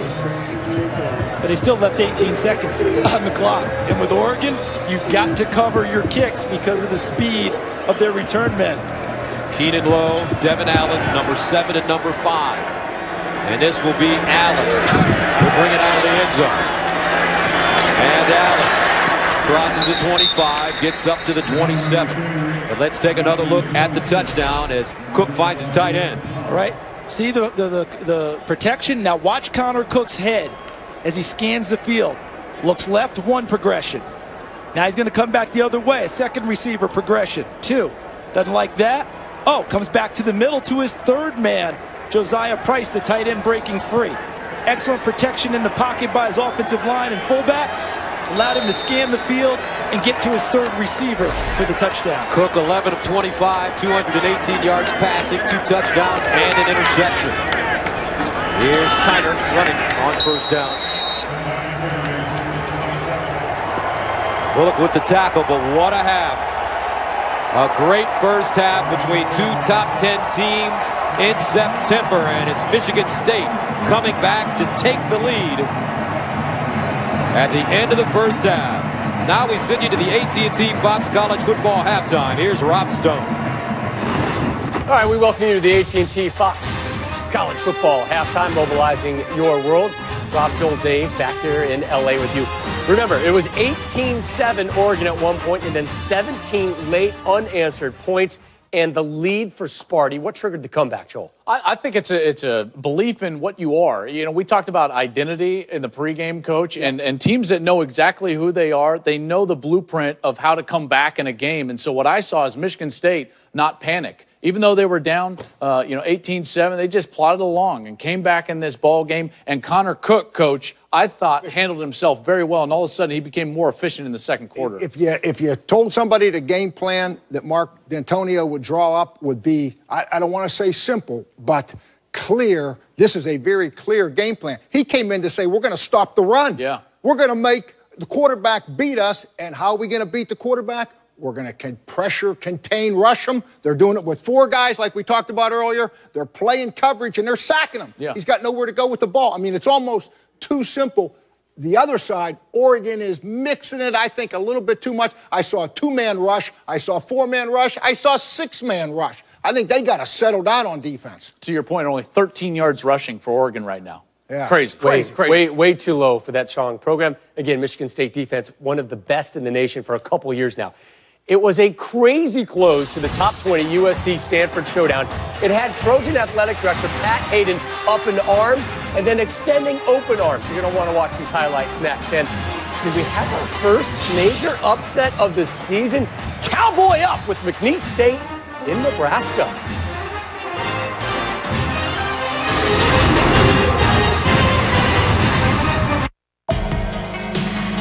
Here in the West, we create change. On the frontier of creativity, we push progress. Speed, stealth, versatility. This is the collective DNA of the West, and it has a name, the power of 12. Pac-12 football. It's our time for greatness. Welcome back to the AT&T Fox College Football Halftime. Thomas Tyner with the 1-yard scoring run. Ducks went for 2, got it, put them up 8-0 early, but now they trail by 6. Rob, Joel, Dave back here with you. Last year, USC upset then number 5 Stanford 2017 in LA. This time around, the Trojans entered at number 14 and hunting a more mild upset at the Farm as they took on number 13 Stanford. Andre Hadari hits it from 25 yards, ties things up at 10s in the third quarter. Wait a second. USC flag for sideline interference. Steve Sarkisian, less than pleased. Upset on the sideline. And then he would text his athletic director? Yeah, well, he got flagged for unsportsmanlike conduct. So ensuing kickoff, Ty Montgomery's going to field it inside his own 25. He's going to have a nice return, but he's going to take a late hit from Hayes Pollard right there. Oh, and not late, but tall. Yeah. You know what's going to happen then. The targeting penalty. Hayes Pollard, an All-American linebacker, ejected. Steve Sarkisian's got to be upset about that. And when he had someone text Pat Hayden, now he comes down to the sideline. Is that Jerry Jones? That's Pat Hayden. So the athletic on the field. Talk more about him in a moment. Cody Kessler. Aguilar, 29-yard gain across midfield. And they're into Stanford territory. Here we are, closing minutes of the fourth quarter. Later in the drive, again, Hadari is up. This time from 53 yards out. Coach, that's why he put a kicker on scholarship. Well, I'll tell you what, with plenty of room to spare, into a little bit of a win, game winner. Pat Hayden still on the sideline enjoying the lead. Stanford driving, 2 minutes left. Hogan, Ty Montgomery. That goes for 19. Boy, SC's defense swarming the ball. Very impressive. Very impressive game for them. 2 plays later, Hogan to Rector for 16. And at this point, you got to understand you're in field goal range, so you cannot take a sack. 3 points are in your back pocket if you're Kevin Hogan. Oh, no! That's foreboding. Stanford's 17-game home winning streak over. Pat Hayden. I love it. Go ahead, Jerry. Go ahead. Number 2, Alabama. No problems with Florida Atlantic. Blake Sims, another huge game. Ditto for Amari Cooper. You know what? Let's give Lane Kiffin a little bit of credit this week. You know, he's doing things with a young quarterback that he needs to do to move the ball and be successful. I think he put together a heck of a game plan. They're 2-0 and rolling. Speaking of rolling, number 4, Oklahoma. Rolled at Tulsa. Alex Ross from 82 yards away. Of the top 5, we've heard the least about the Oklahoma Sooners, and they are rolling right now. They look very good, and not a whole lot of threats on that schedule before they get to Baylor, hosting them in November. McNeese State gave number 19 Nebraska all they could handle. Under 30 seconds to go in the fourth. The tied at 24s. Tommy Armstrong Jr., Amir Abdullah, just a gorgeous run after the catch. He had 150 total yards and 2 touchdowns. Your game winner, Nebraska escapes with a 31-24 victory. Next week, USC, they pack their bags. They head east to take on Boston College. It's going to be curious to see how high they rise in the AP poll after that big road win. We go now inside the headset, presented by AT&T. Coach, the Cardinal struggled in the red zone today. Give USC's D a lot of credit. We're going to give USC's D a lot of credit. 9 possessions and 10 points. It almost doesn't make sense. When you get down there, we just commented on the sack fumble at the end, inside the 30. We got to roll. When you get in the red zone, you never change the snap count. You never take a sack, and obviously you don't turn it over. You do those 3 things, you got points. And that didn't happen today. I mean, it's almost, that is 9 possessions, 10 points. It's hard to do. Every possession crossed the 32-yard line, 2 turnovers, 1 punt, 1 missed field goal. They lost it on downs on 1 possession. You got to give USC a lot of credit. The one thing from this game that's going to grab more headlines than anything, though, is not going to be the win. It's the awkwardness of the athletic director, Pat Hayden, coming down and arguing with the officials. And I've got to be honest, guys, as a college football fan, I wasn't just viewing this as USC's athletic director coming down on the sidelines. This was a member of the playoff committee. It was uncomfortable to watch that type of emotion. And here's the thing. He should have that type of emotion because he is the athletic director of USC. But this is where I have the inherent problem, the inherent bias with sitting athletic directors being on the college football playoff committee. We saw the emotion from Pat Hayden. I don't know if I want that type of emotion sitting in a committee room, in a chair, arguing for a team to get into the 4-team playoff. Again, his priority is his alma mater. He's the athletic director at USC. But when you have those 2 jobs intersecting in the way it did today, it was awkward. It's going to be an interesting conference call this week when all the guys get together. More highlights on the backside, but we're going to head back to Eugene right now. Jeremy Langford with his first touchdown of the season.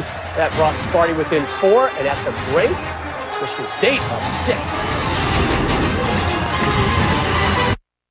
Charlie, the demand on this network, it is increasing by the second. It's crazy, huh? And people are relying on it more than ever. We cover more than 99% of all Americans. No, I can't imagine living without it. It's a place where people can come share knowledge and ideas. It's beautiful. That's deep, Charlie. My selfie just hit 100 likes. 100! AT&T is building you a better network. This year, all roads lead to the birthplace of innovation and Silicon Valley's brand new state-of-the-art Levi's Stadium. 1.8 million square feet of next-generation football. The Pac-12 Football Championship game, December 5th, 2014. This isn't just about bragging rights. It's about respect. Legacy is on the line. Tickets available now at pac12.com/tickets.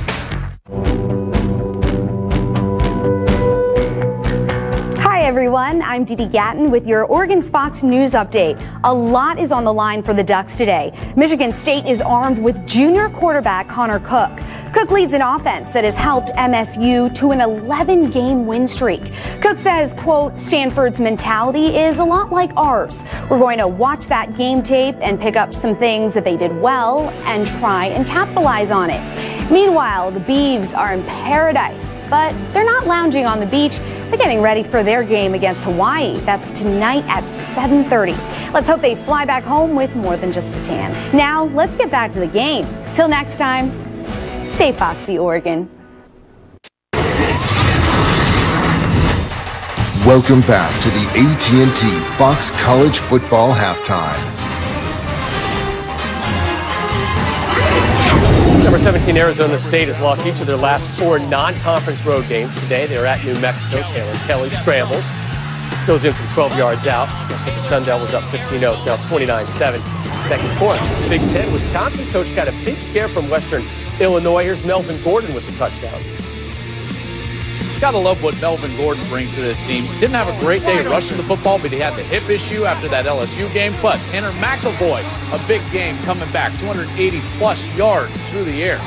Iowa, Jake Rudock to Jake Doozy in the fourth quarter with Ball State up 13-10, just enough for the Hawkeyes, Coach. Well, I'll tell you what, and I kind of had Iowa as a dark horse. They returned a lot of guys from last year's team. You know, obviously they've got to improve. This was a little scary. A little too close for comfort. Scary. But they go to 2-0. We go back to Eugene right now, Joel. This one's shaping up maybe to be a one-possession type game. Yeah. And who does that favor? It's got to favor Michigan State. You know, going back to last season, they played 7 games where there was the score was within a possession in the fourth quarter. They were 6-1 in those contests. So this clearly favors Michigan State, a tight game moving forward. I'll tell you who's being stressed right now. That, you know, Don Pelham and that defense, they are not used to being on the field for 19 minutes, 46 plays. They're the guys, I think, right now that are gasping a little bit and struggling. I mean, Oregon's got to get their offense going to give their defense a little bit of relief. This is uncharted waters for them. Oregon's run game. It's got to get back on track. 15 carries, 17 yards. It's crazy. Absolutely crazy. One other number to keep in mind, Oregon, last season they trailed at the break twice, lost both of them. That's Marcus Mariota. Can he lead them back at a big touchdown here to Devin Allen? But it's the Ducks down 6. Second half kick next.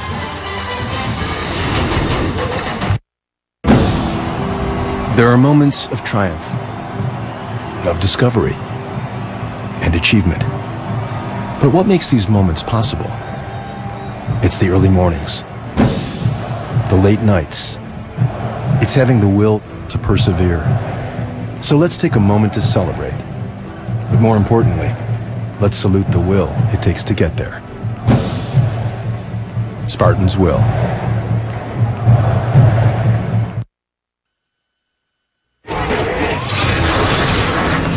Then I turn up the bass till it burn in my chest. I stare no in the face till it turn into yes. See, all those superstitions never gave me wood to knock on. Never had no scholarship and now I'm starving as a rocker. Can't hold me down, I feel these chains and I'm breaking now. Get them off and I won't stop, let me go off right now and show these drums on them.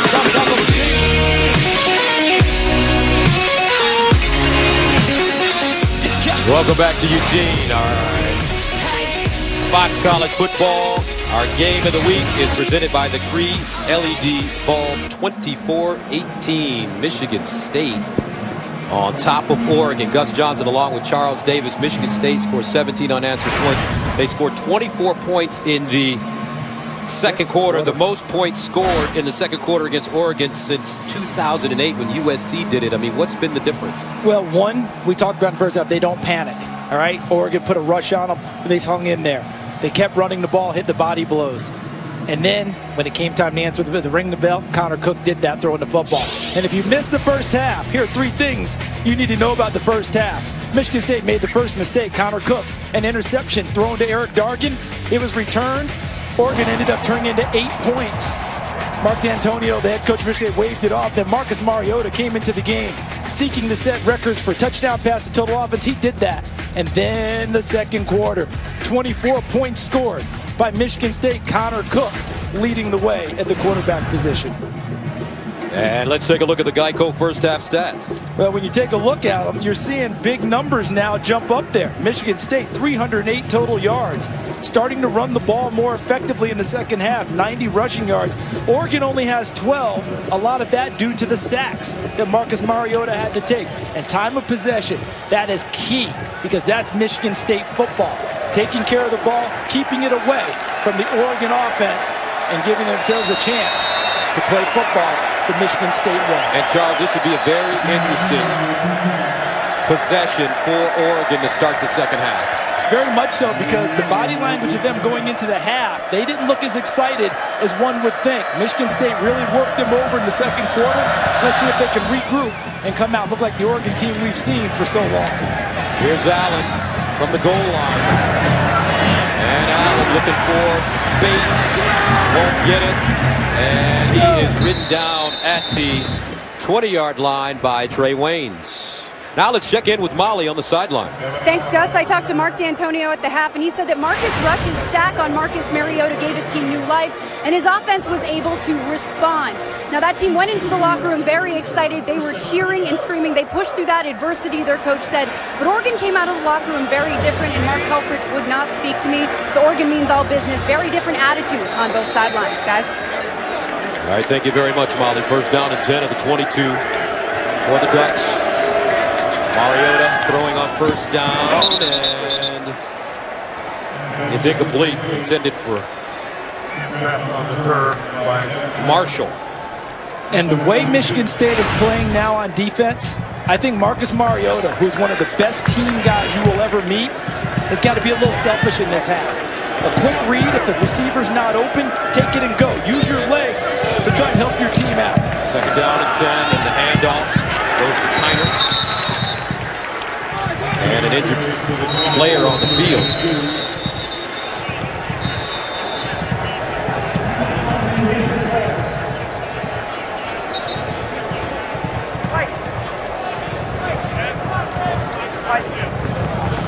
And that's Andre Goyena, the offensive lineman. Right tackle. We'll step away. 24-18, start of the second half. Back after this. Fox College Football is sponsored by Dr. Pepper, always one of a kind. By Chevrolet, find new roads. And by Lowe's. Lowe's, never stop improving. Good sign for Mark Helfrich, their right tackle, Andre Goyena. Helped off the field. He walked off with help. And right now, he's being taken into the locker room. And I don't know about you, Charles, but I had to practice Goyena about 1,000 times. I did the same thing and still don't know if I did justice to his name. But now he's being replaced by a true freshman, Tyrell Crosby, at right tackle. Oregon, 1 of 7 on third downs, not able to stay on the field and sustain drives. The first big third down of the second half here. 3rd and 8. Here's Mariota in trouble. Finds Tyner. Can he get to the first down marker? Dives forward. Let's see where they spot it. It's close. That's terrific effort by Tyner trying to get there. He didn't get it. He didn't make it. Michigan State again getting the tackle and getting them short. And if I'm Michigan State here, I don't play anything about rushing the punter. I play punt safe, make sure he punts the football and get it back. Oregon's looking for easy momentum. If you give them a look and they can fake it, they would take it here. McGarrett Kings Jr.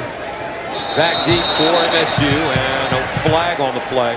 Looks like it'll go against the Ducks. And I would say that effectively would take any fakes Full off. start. Offense, number 96. 5-yard penalty. It remains 4th down. Yeah, not that I expected it anyway. Christian French, a backup outside linebacker, but now you definitely don't do that. Punt the ball away. Michigan State, all you want right now is possession of the ball. You're hot on offense. Ian Wheeler backed up to his 12.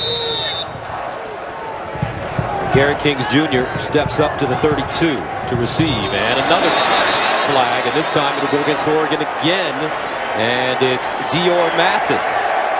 False start. Offense, number 3. 5-yard penalty. Remains 4th down. One word coming into my mind right now. Unraveling. And composure. Because that, right there, back-to-back on plays like that, not a ton of penalties, but in the spot they're in right now, they look a little, as my old coach John Majors used to say, discombobulated at the moment. Wheeler sends it away.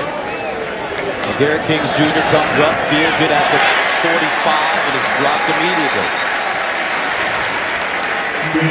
Ifo Ekpre Olamu with the tackle, and he is banged up, has to be helped up by his teammates. Got an All-American defender that also plays on special teams. 36-yard punt and a 3-yard return. Looks like he's going to be okay, trying to shake it off.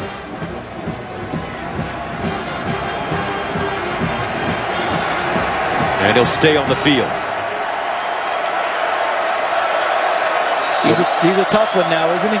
Yes, he is. Good field position for MSU at their own 45.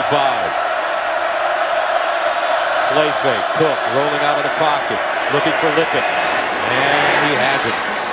What a nice route by Tony Lippett.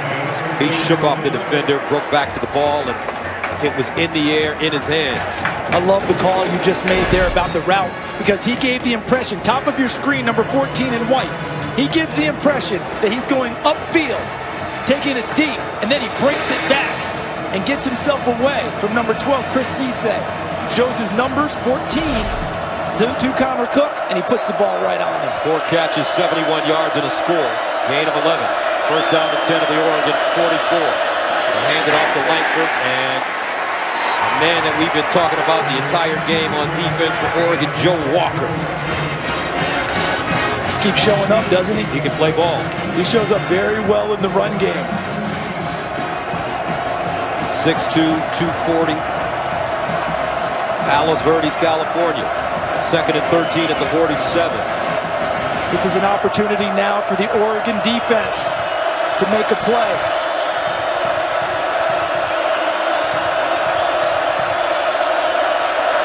Cook standing strong, now in trouble and is sacked. And you mentioned it, partner, the Oregon defense needed to make a play, and it looks like the men in the secondary stepped up big time. I like your analysis of it, because the coverage deep took away the options for Connor Cook downfield. Lippett now working against the All-American Ekpre Olamu. Not quite so easy there. See Mumphrey 25 working against Cisse. He's got him. The safety, Reggie Daniels, locks up. That allowed the pass rush to get to Connor Cook. First sack of the day for Oregon. It was a loss of 4. 3rd down, 17 at the 49. Fans back in it now, rooting on the defense. Here's Cook.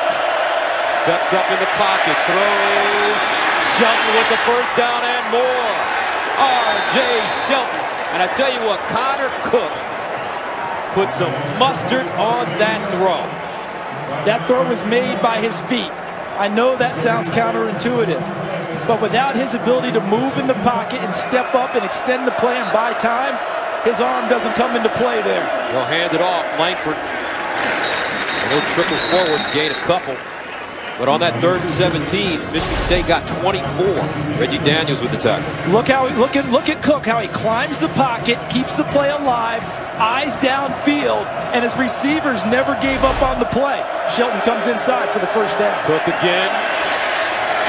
Waits to the last minute and throws it out of play. Second time in this game, I remember Connor Cook in the pocket. Now remember, if he's in the pocket, he can't just ground it no matter where. But he knew a receiver was in the area, threw it where no one could catch it. So he doesn't take the sack, but he also doesn't get intentional grounding. Heady play. Jamal Lyles was the closest man to the football. 3rd down and 8 at the 25. Spartans need to go to the 17 for first down.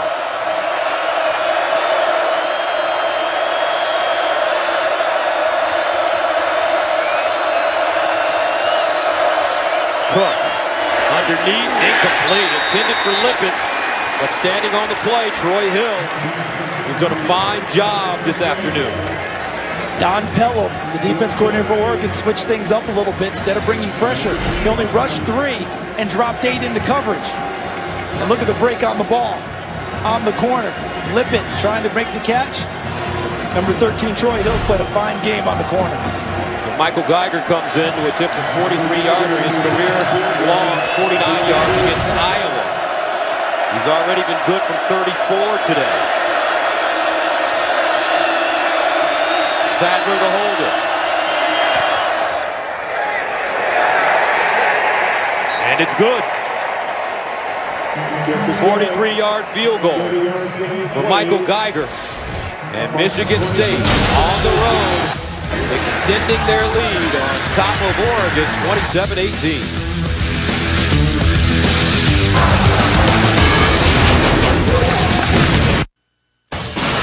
Fox College Football is sponsored by DirecTV. If you call yourself a sports fan, you gotta get DirecTV.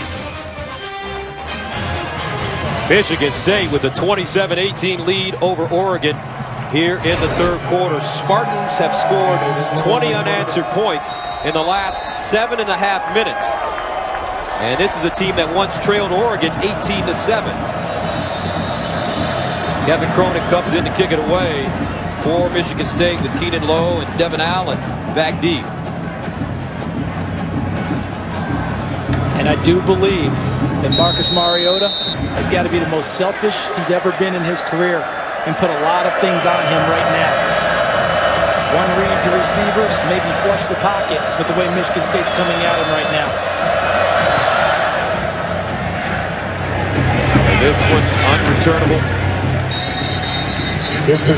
Now Wednesday, be prepared for a new breed of fighter as 16 women compete for an historic UFC title. Don't miss the jaw-dropping season premiere of an all-new The Ultimate Fighter. A champion will be crowned Wednesday at 10 p.m. Eastern, only on Fox Sports 1 and streaming live on Fox Sports Go. How about Ronda Rousey? She's doing a ton of movies now. She's scary. Nobody wants to get in the ring with her. At the octagon, look at the big plays on offense. That's Oregon football. 64-yard catch by Carrington. 70-yard catch and touchdown by Devin Allen. First down and 10, Tyner. And he's got running room, dives forward and picks up the first down. Pivotal drive right here for Oregon. And let's see what pace they want to play. You know, they've been going fast. In musical terms, that'd be allegro. Do they want to jump it up to presto, which is very fast, or prestissimo, which is super fast? You're always showing off. Look at you. Just showing off. You know where I got that from? Where? My high school choir teacher, Mrs. Bifema Bagley in New Paltz, New York. I was the single worst singer that she's ever had in her career. But I did listen occasionally, Mrs. Bagley. Know what she told me once, Gus? What? Just lip sync, son. 2nd and 8 at the 38. Mariota over the middle, incomplete. Intended for Allen, covering R.J. Williamson. And when you're struggling, everyone's got to up their game a little bit. You got to make some of the difficult plays. You just have to make them. It's different, you know. Maybe it wasn't the greatest throw, but I don't think it was super far off. You got to help your teammates out a little bit. Pick your team up. Oregon 1 for 8 on 3rd down conversions. 3rd down and 8. Royce Freeman in the backfield. Mariota winds up, And incomplete. No flag thrown. Carrington, the intended receiver, but Trey Waynes right in his hip pocket. Crowd looking for contact for Trey Waynes, taking over Darquez Denard's spot. This is Waynes out here in coverage. Let's see how heavy the contact was. He's on him, ball's in the air. Yeah, you know, they could make a little bit of a case for it. They could definitely make a case. He was riding him on his back. The officials chose not to call it. Last year, Michigan State called their pass defense the no-fly zone. So far this year, they've seen no reason to change the nickname. Still going by that moniker. Wheeler sends it away. And McGarrett Kings Jr. with the fair catch at the 19. 27-18, Michigan State leading on the road. The Oregon defense, they need to get it back from Marcus Mariota. We'll see, because MSU is red hot.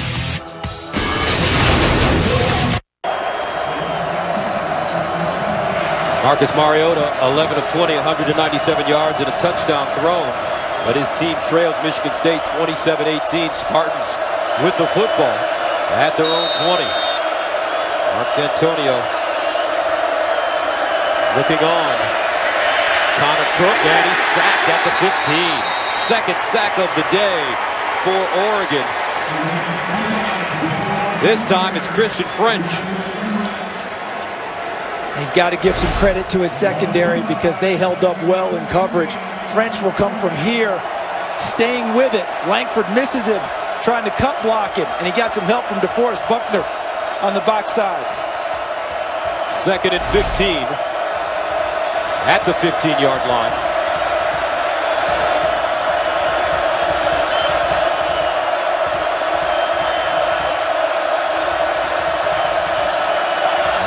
Cook will call timeout. We'll take a break. 27-18. Back to Eugene right after this. Next Saturday, college football on Fox brings you a big-time doubleheader, starting with the Big Ten Pac-12 clash as the Illinois Fighting Illini take on the Washington Huskies. Then we head to Big D as Brett Hundley and the 11th-ranked UCLA Bruins take on the Texas Longhorns at AT&T Stadium. Coverage begins at 4 p.m. Eastern on Fox and streaming live on Fox Sports Go. Should be a fun doubleheader. Washington jumped Illinois last year. 2nd and 15 at the 15-yard line. Connor Cook rolls out over across the middle. Dangerous throw. Jamal Lyles, the intended receiver, and that'll bring up 3rd down and long. Joel Klatt in our studio played quarterback at a very high level at the University of Colorado. I don't think that his coach Gary Barnett would have wanted him to do that in this situation. Things are rocking easy, throwing back across your body into the middle of the field. Dangerous, dangerous throw. He was fortunate to get away with it. 3rd down, 15. Michigan State 4 of 11 on 3rd down conversions.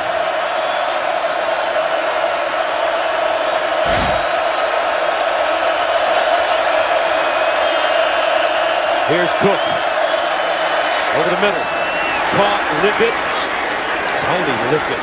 Right place, right time. A 1st down on 3rd down and 15. 17 yards. Watch the offensive line and the time they give Connor Cook, as well as number 37, Trevin Pendleton, and 33, Jeremy Langford. Look at this.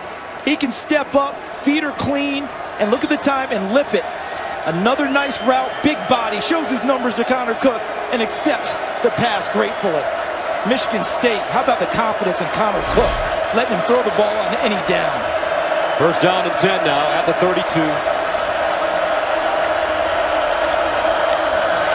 And a draw play. Langford bottled up and taken down. DeForest Buckner, 1st man to him. And I thought when we talked to Mike D'Antonio yesterday, it was very interesting in some of his comments. He said, you know, we're going to be away from home. We'll get a chance to test our leadership. This is going to help us grow. And he also said that he wanted this to be a life experience as a player. You should remember certain games, be at your best at game time. Yeah, at the top of the show, our teammate Molly McGrath talked about just that. This team remembering one of the big games that they played in their college career. Langford again on 2nd and 10, and he gets driven backwards Aggressive defense by the Oregon team as Armstead makes the tackle. Back-to-back, back-to-back excellent plays by the front wall of Oregon. But Michigan State started the day 0 for 4 on third downs. Now they're 6 for 12. Third down and 11 at the 31.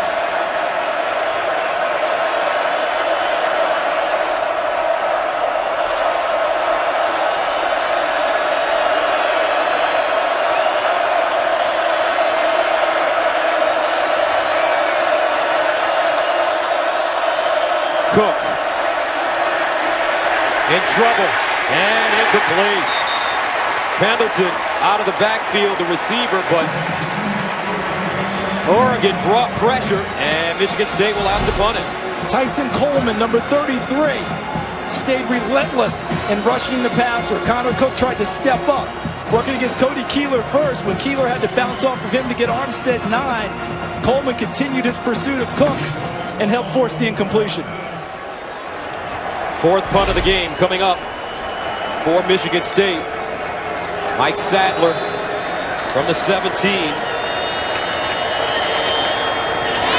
Ekpreolamu back deep. This one toward the far sideline. Ekpreolamu from the 25. Still running. Ekpreolamu flag on the play as he gets to the Michigan State 45. A 45-yard punt and a 30-yard return. Darian Harris with the tackle on special teams.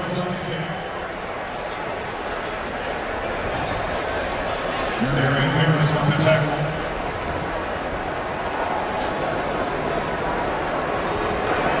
On the return, holding return team number 1. 10-yard penalty from the spot of the foul. First down, Oregon. And that's Springs called for the hold. Now let's go to Greg Wolf in the studio for a Lowe's Never Stop Improving game break. All right, let's check in at South Bend. Final installment of Michigan-Notre Dame. Everett Golson finds Amir Carlisle from a yard out, and the Irish lead at 14-0 second quarter. Gus Charles, back to you. Boy, they're happy to have Everett Golson back leading their team, aren't they? Yep, took a year off. And boy, did he jump up and improve in that time away. First down and 10 at the 41. Handed off Freeman. And Freeman crosses the 45 up to the 47. R.J. Williamson defensively for Michigan State.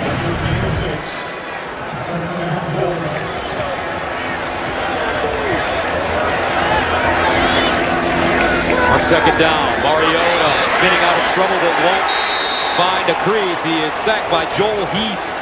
Fourth sack of the day for Michigan State. How about the pressure again coming at him? Forced it right away coming off the edge, then allowed Heath and Malik McDowell, number 4, inside to finish the play off. Third down and 11. Mariota again tries to break contain, shovel pass, caught, Freeman, and a first down. Improvisation by Marcus Mariota. That's a gain of 18.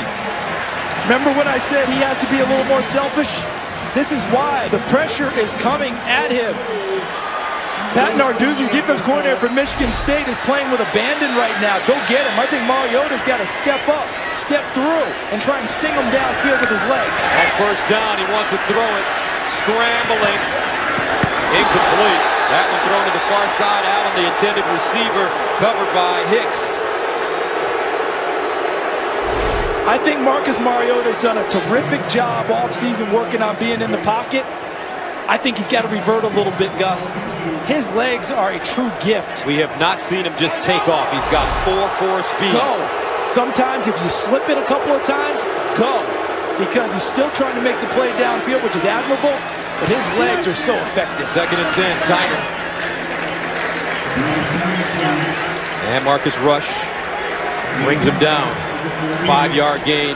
Coach Helfrich has been an Oregon assistant the previous 4 years before becoming the head coach. Over the middle. And this time, Keenan Lowe makes the grab, 12-yard gain. Oregon will get to the line of scrimmage quickly. And what a nice grab by Lowe. That's one of those plays where you have to help pick up your team. Ball slightly behind him, Lowe goes across the middle and gets it. First down and 10. And they hand it off. Tyner back in the game. Joel Heath on the bottom of the pile making the tackle. Now this is a drive that Oregon has kept their composure on offense. The heat was coming at them now. I mean, the back-to-back sacks, and then Mariota makes the play. Gets out, a little flip pass, helps break contain. Kept their composure and have kept their drive alive. Second down and 8. Mariota pump fakes. He's got a wide open receiver. Allen, touchdown, Oregon. And the Ducks are right back in it.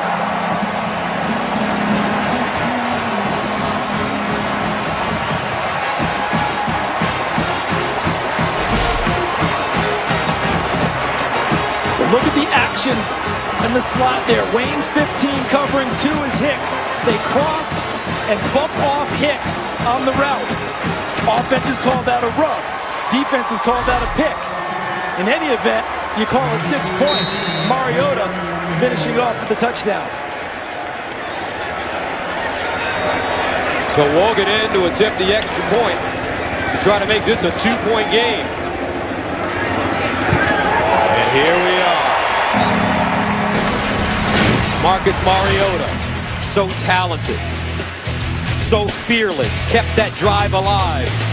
Pay dirt for Allen.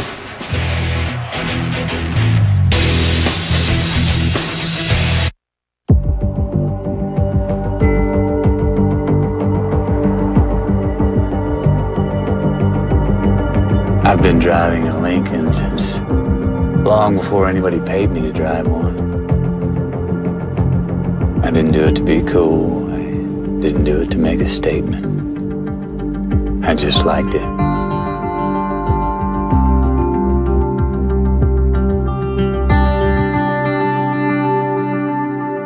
This is our final boarding call for Dwight United States. There they are. Hey. Sorry. Clustered around power outlets. Did you jiggle it? Denied the freedom to enjoy even the most basic things. I gotta plug it. You come in? Actually, I'm okay. Don't be a wall hugger. Sorry.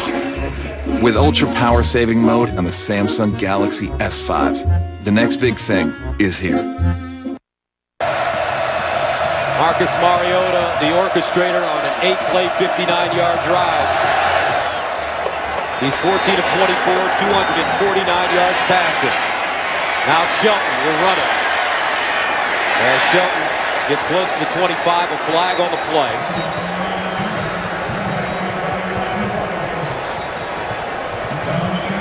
That was a gutsy drive by Oregon, I thought.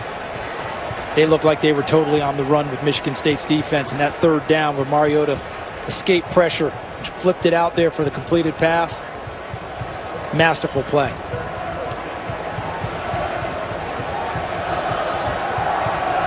I think that's the underrated part of Marcus Mariota, too. When we talked to Coach Helfrich yesterday, he said yes. On the return, holding, return team number 16. That's a 10-yard penalty. That's we also have, after the play's over, a sideline warning on the Oregon bench. That's a 5-yard penalty. First down, Michigan State. And when we talked to Coach Helfrich in his office yesterday, he was really clear. He said, listen, we're a good team, but Marcus Mariota is our best player. And he pretty much said that we go as far as he takes us. And they have to put it on him. And I still think if he gets a chance to break, contain, and run, I think he would do a world of good for his offense. But he made the plays that needed to be made on the last drive with his feet first to get time, and then with his arm to finish it off. Folks, if you haven't had a chance to see this kid run, it is something to see. Meanwhile, Connor Cook hands it off to Nick Hill. And you can see that the spirits of the Oregon defense rising. They managed to force Michigan State off the field the last time and get the ball back for Mariota, and he scored. And they rode that wave of momentum on a first down play. Michigan State, I'm not sure they got a yard on that one. 27-25, crowd back in it. 54,000. 98th consecutive sellout.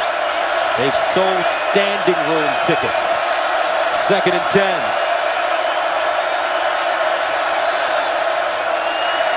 Cook floats one, incomplete. Josiah Price, the intended receiver. And Troy Hill defending again. We've mentioned his name since the very beginning. Playing zone, and he was in the short zone, and Price crossed into his area, and Cook led him a little bit too much, and Price almost tipped it to Troy Hill. See that? The one hand, the tip, and there's Hill in the short zone, almost a huge interception.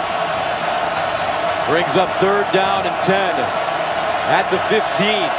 They need to go to the 25 for 1st down. Nick Hill in the backfield with Connor Cook. Here's Cook. Trying to set up a screen. Ball deflected. Incomplete. Great job. Tyson Coleman climbed the ladder and got a finger on it. How about the last 2 series for Tyson Coleman? He'll be coming off. He'll be playing in the middle of the field and then coming up because he sees the running back not get into his route quick enough. He was a delayed rusher coming from the 2nd level, the linebacker position. He had a sack on the last possession, and now the tip ball on 3rd down. Oregon getting the football back, and the momentum swinging to their side. MSU, their last 6 plays, -1 yard. Ifo Ekwe Olamu back deep. From the 43, oh, great special teams coverage by Michigan State. What a job of getting down there. It's Terry and Demetrius Cox covering.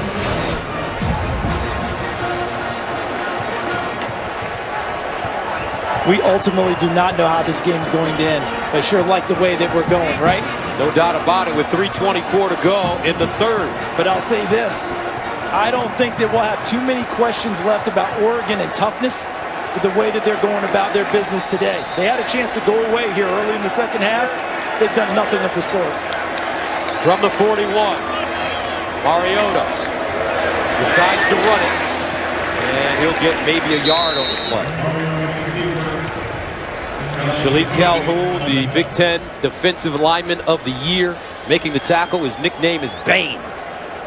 Yeah, we haven't had a chance to call his name very often rushing the passer today, but how about the discipline in the run game?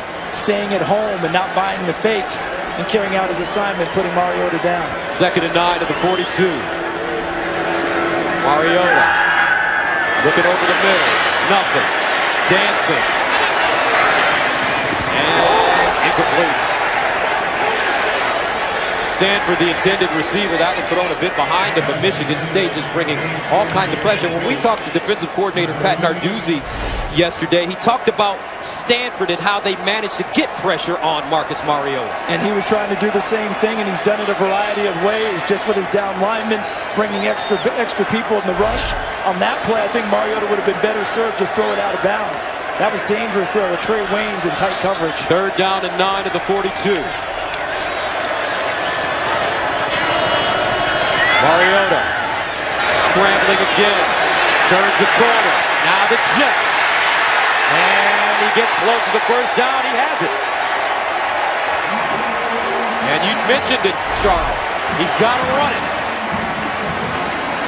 What's the sense in having 4.4 speed and keeping it in the garage, right? Doesn't do you any good. You don't buy the sports car just to wax it on Sunday in the driveway, you buy it to punch it. Here's the run for Freeman.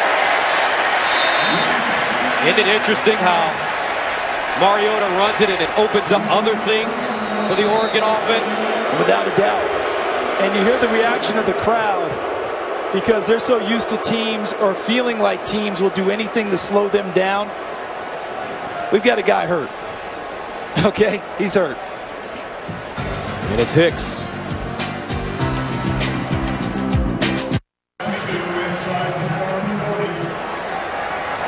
Oregon with a chance to take the lead on this drive. After giving up 24 points in the 2nd quarter, allowing Michigan State to score 20 unanswered points. The handoff to Royce Freeman. He stood up. He didn't get there. It's going to be a 3rd down. How about the big fella in there, number 4, Malik McDowell. And there goes Shalik Calhoun, the All-American, coming off the field holding his wrist. Mariota hands it off to Freeman, and he'll push the pile forward. Looks like he has enough. You know it's a little bit different at Oregon? The running backs and their size. We're used to those small, compact, scat back types. D'Anthony Thomas, LaMichael James. Royce Freeman's 5'11", 229. He's going to bring, what did you say, a little thumping and bumping? That's right. That's what he brings on these short yardage runs. Thomas Tyner at 215 does the same thing. 1st and 10 at the 37. Mariota lets it go. Caught. Keenan Allen. Oregon has the lead. 37 yards.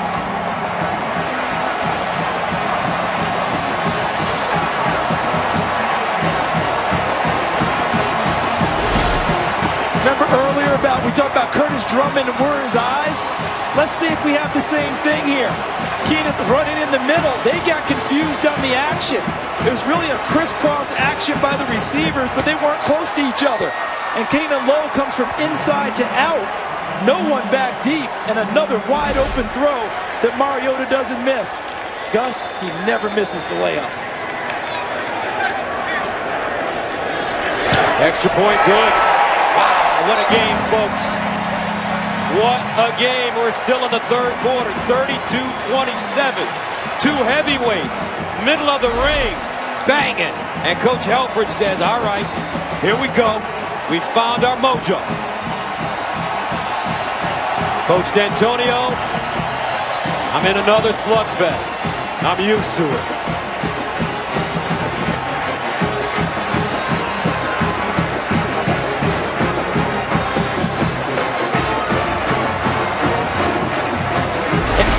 And isn't it something how things have turned around at the half? Michigan State charged into their locker room. Oregon straggled a little bit. Molly McGrath told us after the half, Mark Helfrich said, didn't even talk to her. Coming back out, they meant business. They got it going here in the 3rd quarter. And boy, the business side of it has jumped up. And give Coach Pelham and his defense the credit for igniting this Oregon team. They didn't let them go away, and they gave their offense a chance to get their legs back under them. And now the offense is back supercharged.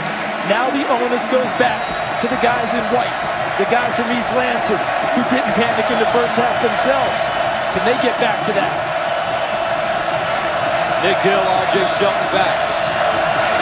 Schneider sends it away. R.J. Shelton will bring it out of the end zone. Tiptoeing and is ridden down at the 11. Let's quickly go downstairs to Molly. Thanks, Gus. Shalik Calhoun took himself off the field during Oregon's last drive. Trainers were tending to his left wrist. He was visibly in pain, grimacing and yelling. He's gotten that wrist wrapped up, and he's sitting with the rest of the defense. We'll see if he gets back out there. Gus? Right there, he tackles the running back, and he taps out right there. He hurt the wrist on the tackle. And it's taped up. 1st and 10 at the 13. Connor Cook in the Spartan offense. Stalling. Here's a handoff to Langford. And Langford maybe a yard on the play. Ifo, Ekpre, Olamu playing the run. When you're a heavy run team and a power run team, one of the things you like to do is make the defensive backs tackle.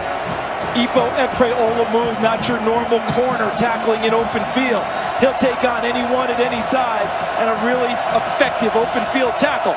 Right there in Jeremy Langford, who ran for almost 1,500 yards last season. 2nd down and 9 at the 14. Mumphrey, the motion man. Cook drops it off and incomplete. Langford couldn't hold on. He heard footsteps, and there were 3 of them right in his face. Or make it 6. In these last 2 plays, we have truly seen an All-American at work. Ifo Ekpre Olamu, first in the run game, open field tackle. Then in the pass game, breaking upfield, they'll break it up. And if Oregon gets off the field, this crowd will erupt. 3rd down and 9 at the 14. They need to go to the 23 for a 1st down. Connor Cook slipping. Cook sacked. Armstead. 4th sack of the day for Oregon. And Don Pelham, the defensive coordinator, elected to go pressure package to bring extra people at Connor Cook and not let him get comfortable in the pocket. That's where he's killed them before. Look at how they come overload here, and then watch how they end up coming back from the other side. They push the pocket and then fall inside for the sack. Eric Armstead, big number 9, finishes things off. And there's the man they refer to as the doctor, Coach Pelham, working on his PhD, and he's put a heck of a curriculum together for his defense in the second half. We got a ball game, folks. Come on back.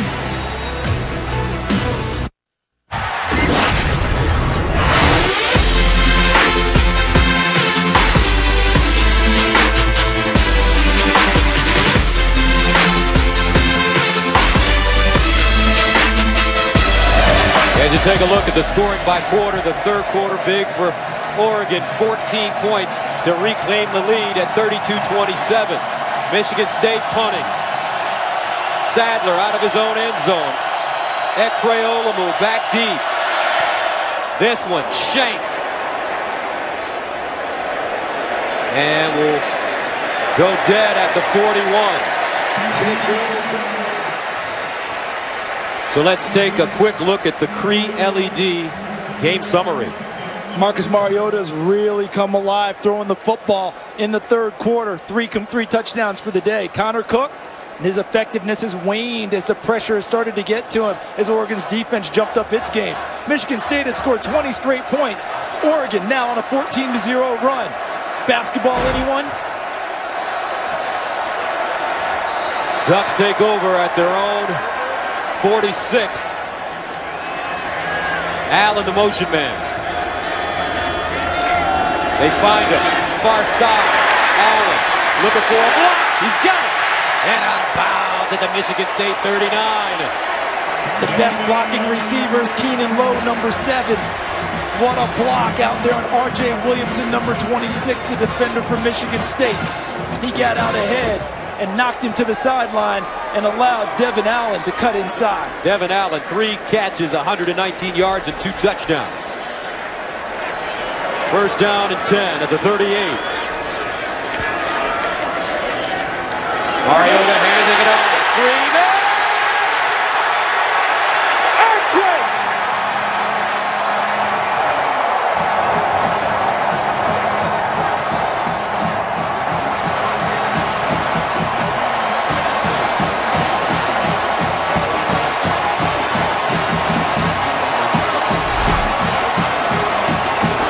Got to be able to read your keys and not bite where there's no play.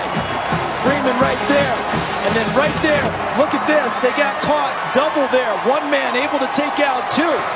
And now Freeman is gone. The one man, number 88, Dwayne Stanford, the wide receiver blocking on that drive, exemplary.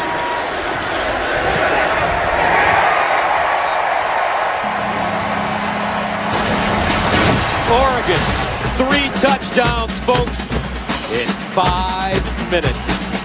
39-27 here in the 4th. Fox College Football is sponsored by the Cree LED Bowl, the biggest thing since the light bulb. By Warner Brothers Pictures, This Is Where I Leave You, in theaters September 19th. And by Walmart, introducing Savings Catcher. Go online to enter your receipt. A lot of push-ups for the Ducks, 39-27. Welcome back to the Fox College Football Game of the Week presented by the Cree LED Bowl. And what a game it's been. We still got a lot of ball to play. 39-27 Oregon. Monstrous second half for the Ducks. Here's Shelton, lost it. Michigan State covers it up at the 20. It was an error, but well coached because they always have a second guy to make sure the catch is secured. And Nick Hill did exactly that. Saw that the ball was on the ground and covered it. That could have been disastrous for the Spartans. But how the tide has turned. MSU, their last 3 possessions, 9 plays, minus 2 yards. This Oregon defense has found a way. The famous Spartan composure and poise will now be put to the test. First down at the 20 for Connor Cook in Michigan State. And a timeout called by the Ducks. 14-14 to play, 4th quarter.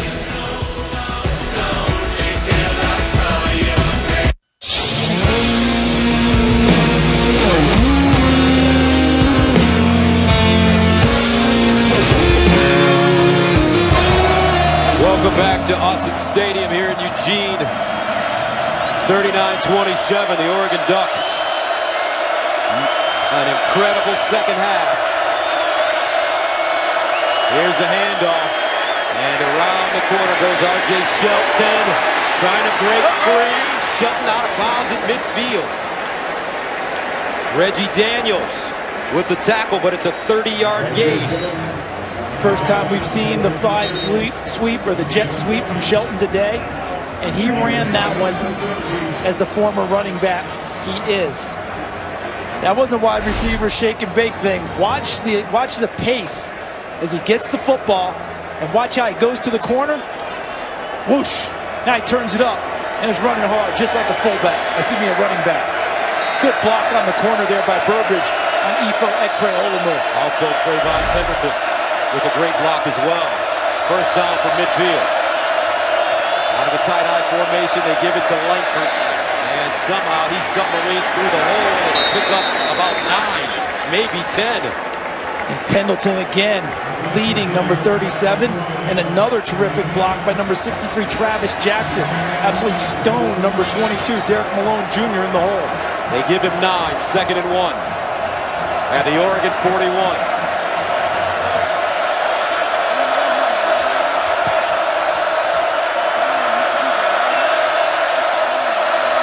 Cook to Langford. First down and more. Jeremy Langford. There's no relaxing in this game, is there? No. Just when you think you have the upper hand, as both teams have felt today, the other one fires back at them. Don Pelham had some answers on the last few series, looking for one on this one.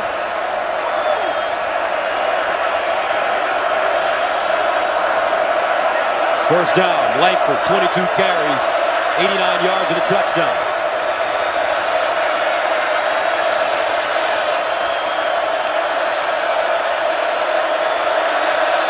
Langford again, running left. Nothing. DeForest Buckner finally there to clean it up for Oregon. Tyson Coleman will not get credit for the tackle, but he made the play. He has really come on here in the second half. Number 33 at the end. He's the one who forced the play to bounce wide and not allow Langford to get to the corner, which allowed Buckner to run from the defensive end position and finish things off and clean up. A loss of 4. 2nd and 14. Watch Lippett. He's at the top of your screen. He's been Cook's go-to guy. Underneath. Got him. Tony Lippett picks up 9. Good pass.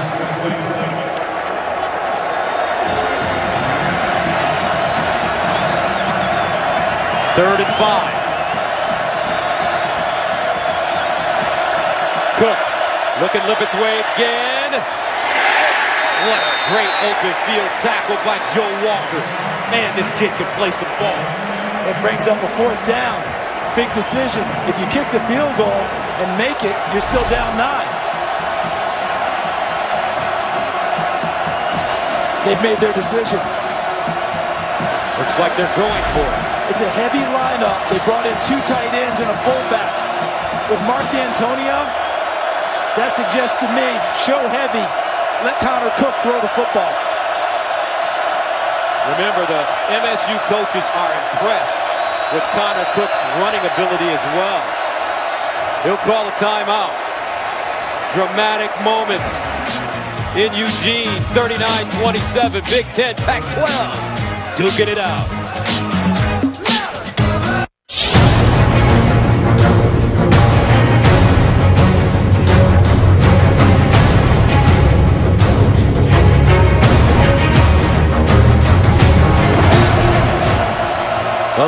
2:03 to go in the fourth. 39-27 Oregon. Michigan State faced with a 4th down and 2 at the Oregon 24.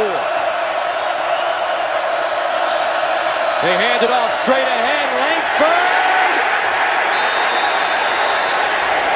I don't know, Charles. They're going to have to measure this.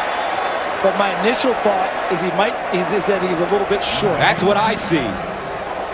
But they're going to have to measure this. I don't think either. I don't think they can just come out and point one way or the other. The other side's going to ask for a measurement.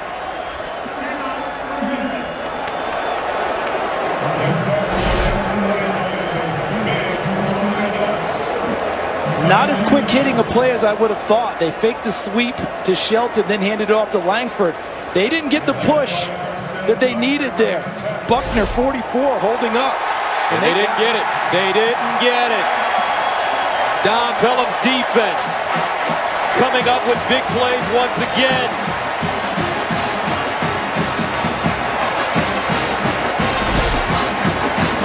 Look at, here it is, and look at how the line holds it. Can you stop it right there?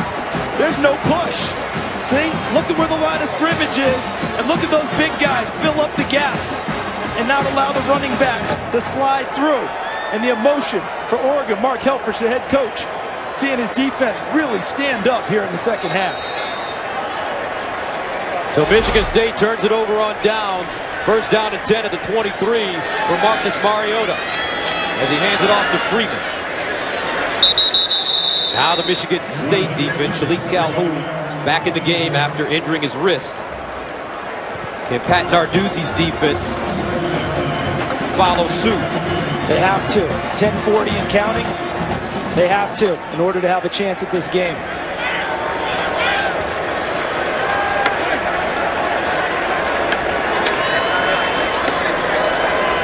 See if they go backside away from the 3-receiver set. Mariota handing it off to Freeman. Across the 25 up to the 27. Darian Harris with the stop.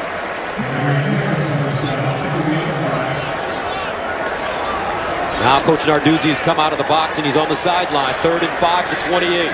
Here's a handoff. Freeman around the corner.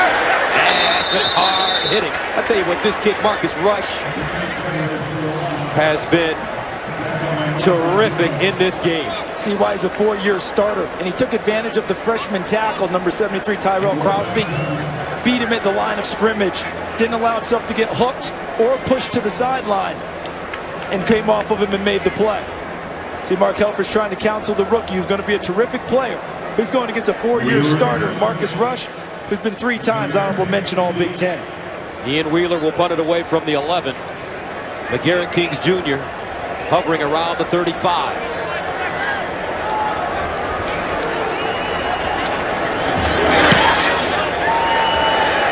Here's McGarrett Kings Jr. He is roughed up. Wonderful job on special teams. What a hit. I want to see if they're going to call kick catch interference or if they said he led with his head and that was the contact first. Looked like Charles Nelson, number 6, I think, on the coverage. I want to see what this call is. Kick catch interference. Kicking team, number 6. 15-yard penalty from the spot of the foul. 1st down, Michigan State. That's Charles Nelson, as you mentioned. Remember, there's no halo rule. There's no you have to let him catch it, but you can't be in his space before the ball hits his hands. I think they might have missed that one. I think that's a tough one because to me, it was simultaneous. Catch, and then he delivers the blow. Okay, so the ruling is you can't be within a yard, even though there's no halo rule. If that's the ruling, then he's within the yard. Flag was correct. So that will move the ball up to the Michigan State 48-yard line. Connor Cook underneath. And it's gobbled up and caught by Tony Lippett in front of Troy Hill. Tony Lippett standing up like a number 1 receiver, isn't he? Yes, he is. 8 catches, 112 yards, and a touchdown. No, the ball is going in his direction. Still finds a way to shake free and uncovers himself late in the route to make sure he's able to catch the football. A 12-yard gain, first down and 10 at the Oregon 41.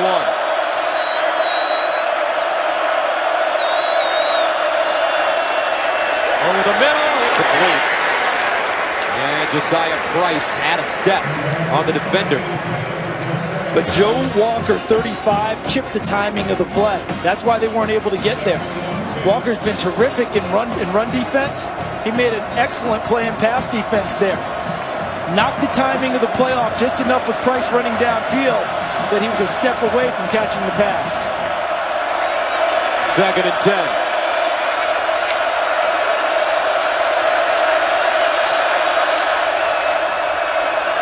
Cook over the middle, Lippett again, and he has a first down. Derek Malone Jr. with the tackle. Tony Lippett getting up slowly. That looks like cramps. Very, very hot day when we started. What was it, 91 on the Michigan State sideline, 111 on the Oregon when the day began because of the sunlight. A lot of work these young men are putting in today. A.J. Troop comes in to replace him, number 19. Back from 3 ACL tears in the same knee. First down and 10 at the 31 after the 10-yard pickup.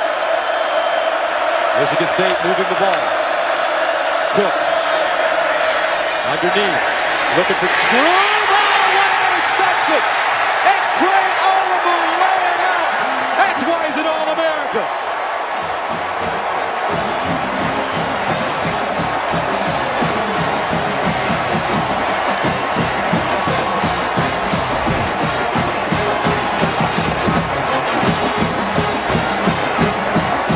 Won't see a better play in college football than that.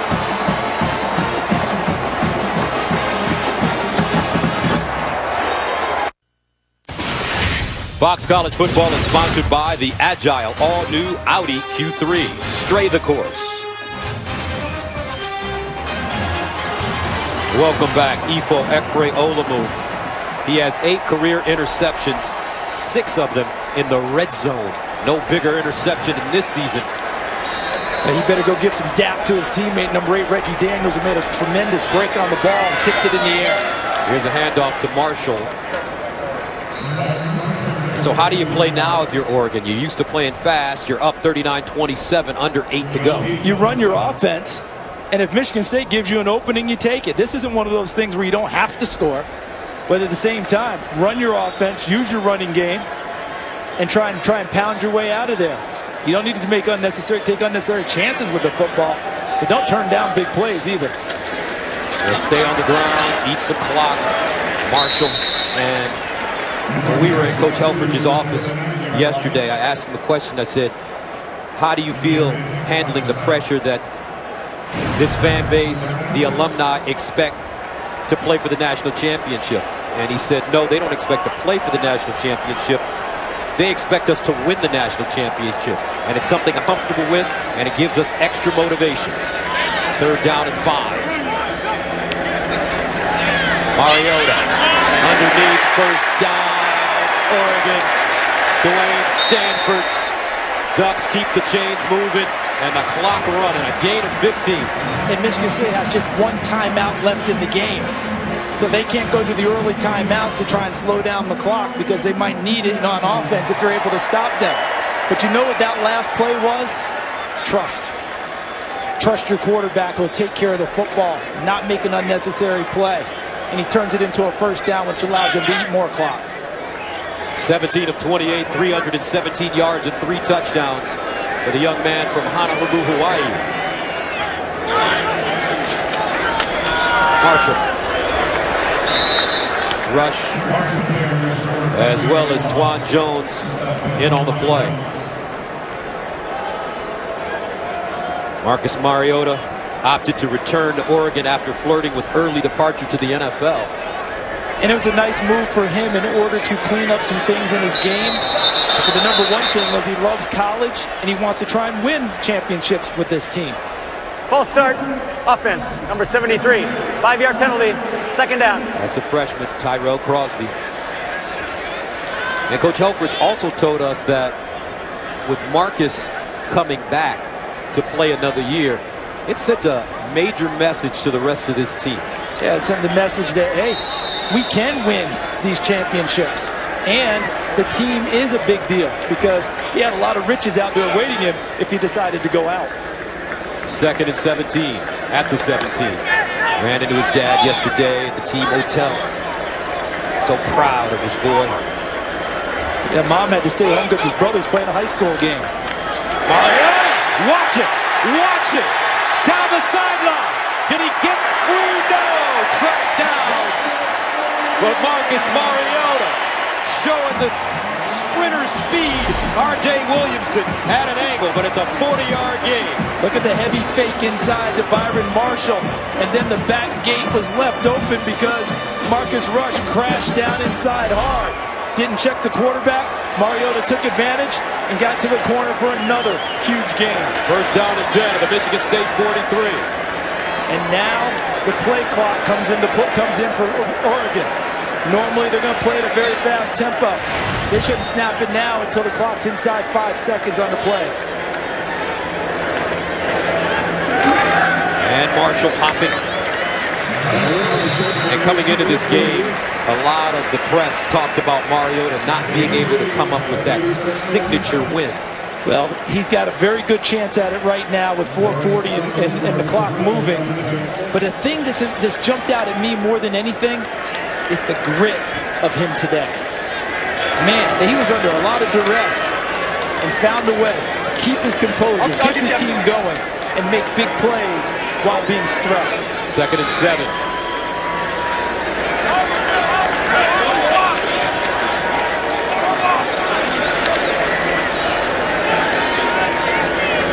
Marshall.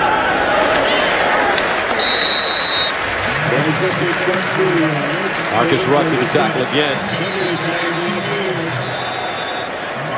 And a flag. And that came very late.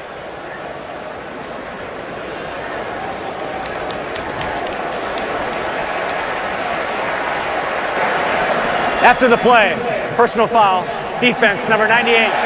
15-yard penalty, automatic, 1st down. Redshirt freshman Demetrius Cooper.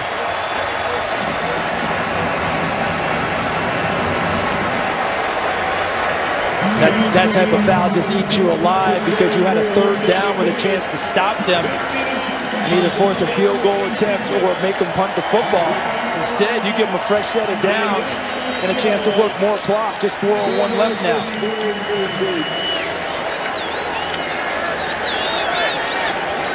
First down and 10 at the 22. 135 rushing yards for Oregon in the 2nd half.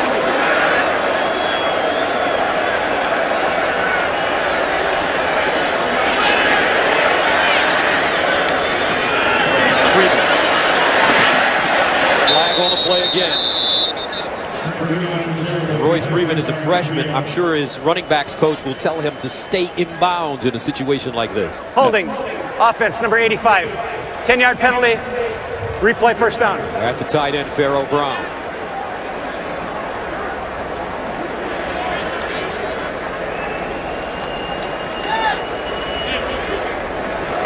You have to take it because of field position. But that's just an extra down now that Oregon gets to run clock.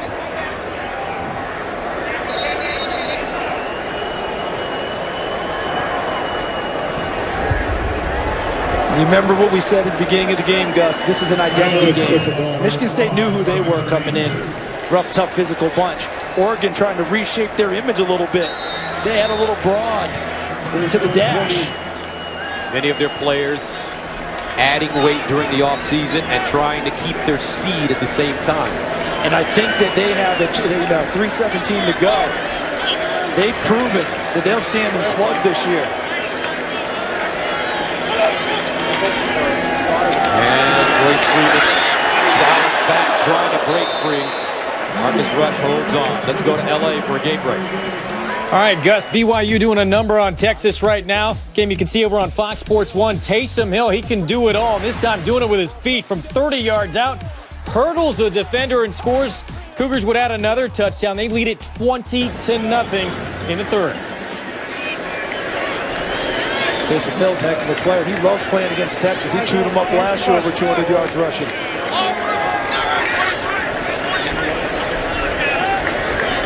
Second and 15 at the 27. Mariota just working the clock. Great game management. Freeman.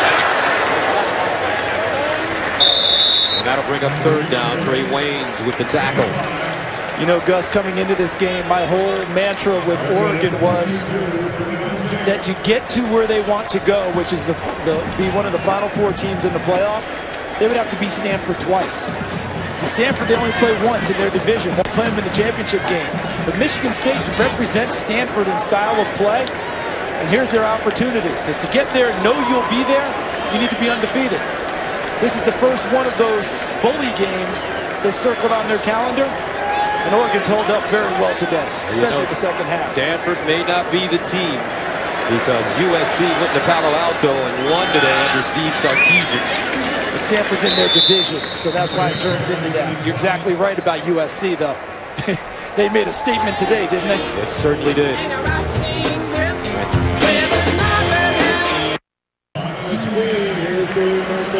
(39-27) Oregon. They'll bring on their field goal kicker Matt Wogan to try to put more points on the board. Good from 28 yards already. This will be a 36-yard attempt. It's interesting. He didn't kick opening night. Remember? Yep. He was supposed to be the kicker, we thought. He didn't kick. Eden Schneider did. But then Wogan won the job for this week. A lot of competition between kickers here at Oregon.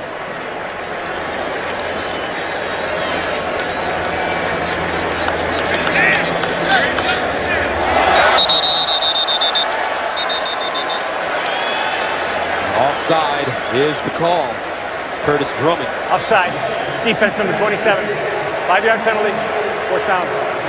Let's see if they change up now and take the field goal kicker off and go for it on fourth down, just to try and keep possession and finish this thing off.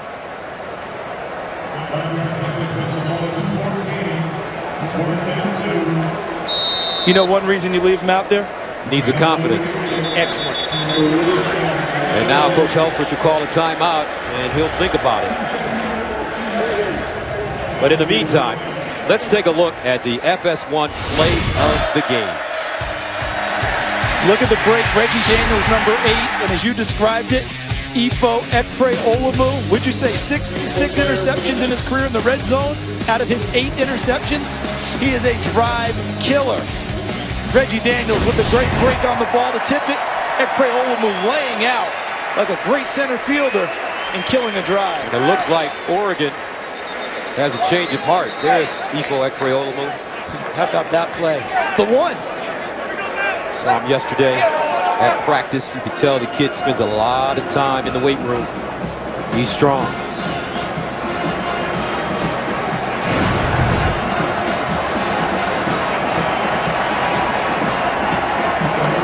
So Oregon brings the offense back on the field. Faced with the 4th down and 2. Coach Helfrich trying to put this one away right here, right now. Freeman in the backfield. They give it to him. First down, touchdown.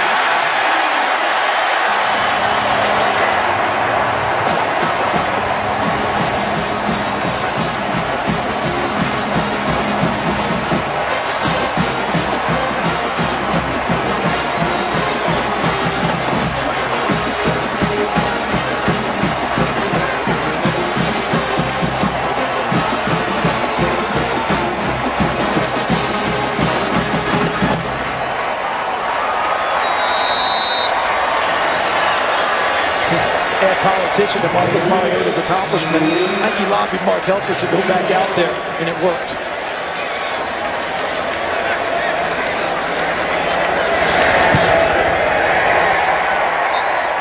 Oregon, 28 straight after MSU had scored 20 unanswered.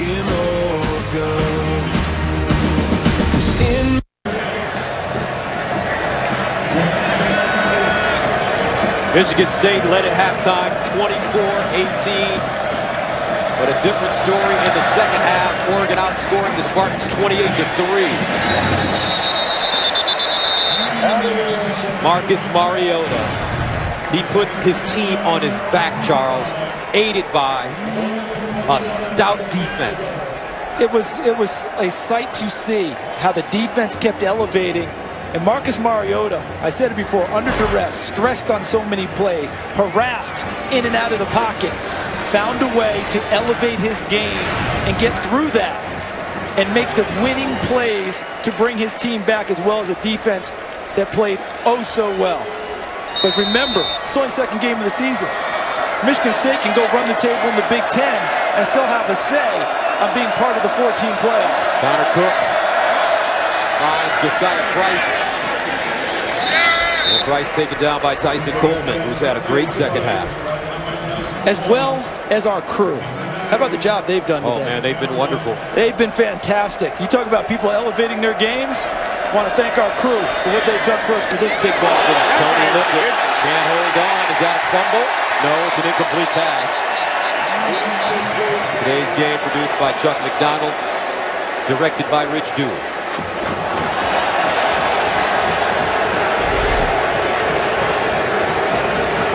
Did he have the football? Looked like he might have been able to tuck it away and get a couple feet on the ground before the ball was popped free.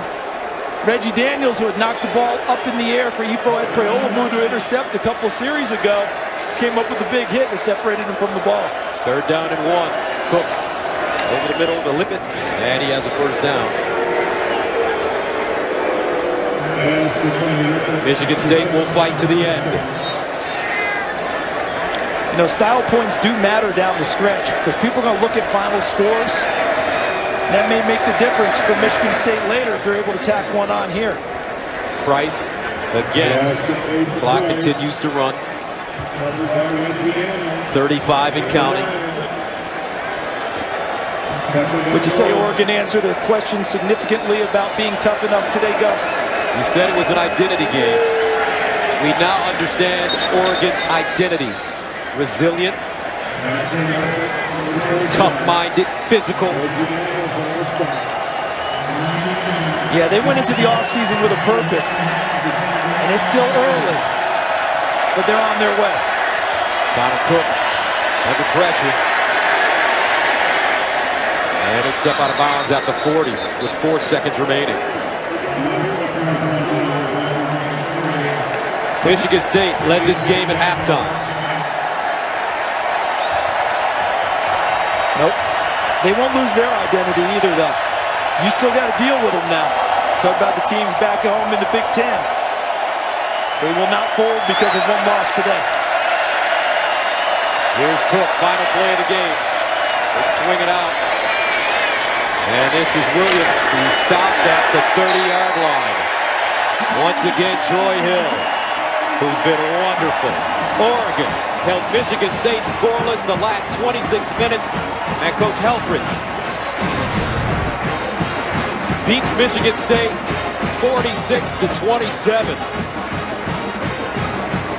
Their first home win versus a top 10 team in quite some time.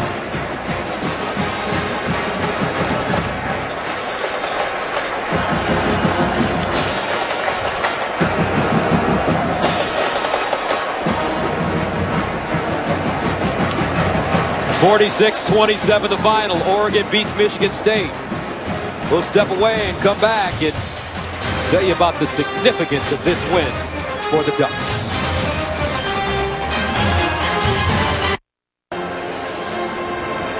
The final score from Eugene. Oregon comes back to beat Michigan State 46-27. Gus Johnson along with Charles Davis. What a game, first of all, CD.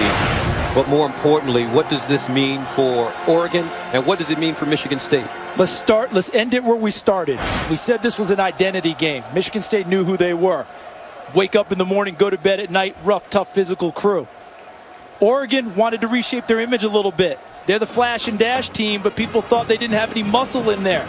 That changed today. They reshaped their image. Now for Michigan State, they have to run the table back in the Big Ten because we're talking about being one of the 4 teams in the college football playoff. They've got to win that because the metrics say extra weight given to conference champions. But what will hurt them was the final score today. If there's a tie or if there's a close deal, that may hurt them, but they still have a chance to have a say in it. Oregon, I said they had to beat Stanford twice this year because Stanford's in their division, because Michigan State plays the same way. Mission number one accomplished for them. The big bullies, Oregon more than stood up to them. That's going to be a confidence builder for them going down the road. Well, some people at Oregon may feel that they lost to Stanford because Marcus Mariota wasn't 100%. Well, he was 100% today, and the Heisman candidate is downstairs with our Molly McGrath. Marcus, you guys were down at the halftime. What was the biggest difference for your offense in that second half? We just came out in tempo. You know, hats off to the guys up front. They really wanted to push the tempo and get a push up front, and those guys did a great job, and, you know, thanks to them. You were pressured a lot in this game. You were beat up a little bit. How are you able to keep your composure to help your team get this win? It's just, it's our culture. You know, it's what we're about. You know, we think of each other first, and I was just playing for my teammates. Non-conference game against a ranked opponent this early in the season. How huge is this win? It means we're 2-0, and, you know, it starts the momentum for the rest of the year, and we're very excited. Thanks, congrats. Thank you very much, I appreciate it. All right, the final score from Eugene. Oregon, led by the sensational Marcus Mariota, defeats Michigan State 46-27. For more college football, turn over to Fox Sports right now to see the BYU Cougars taking on the Texas Longhorns, and then after that game, catch the Texas Tech Red Raiders taking on Utah. Coming up next, except on the West Coast, it's your late local news. For Charles Davis and Molly McGrath, I'm Gus Johnson saying so long from Eugene. Quack, quack.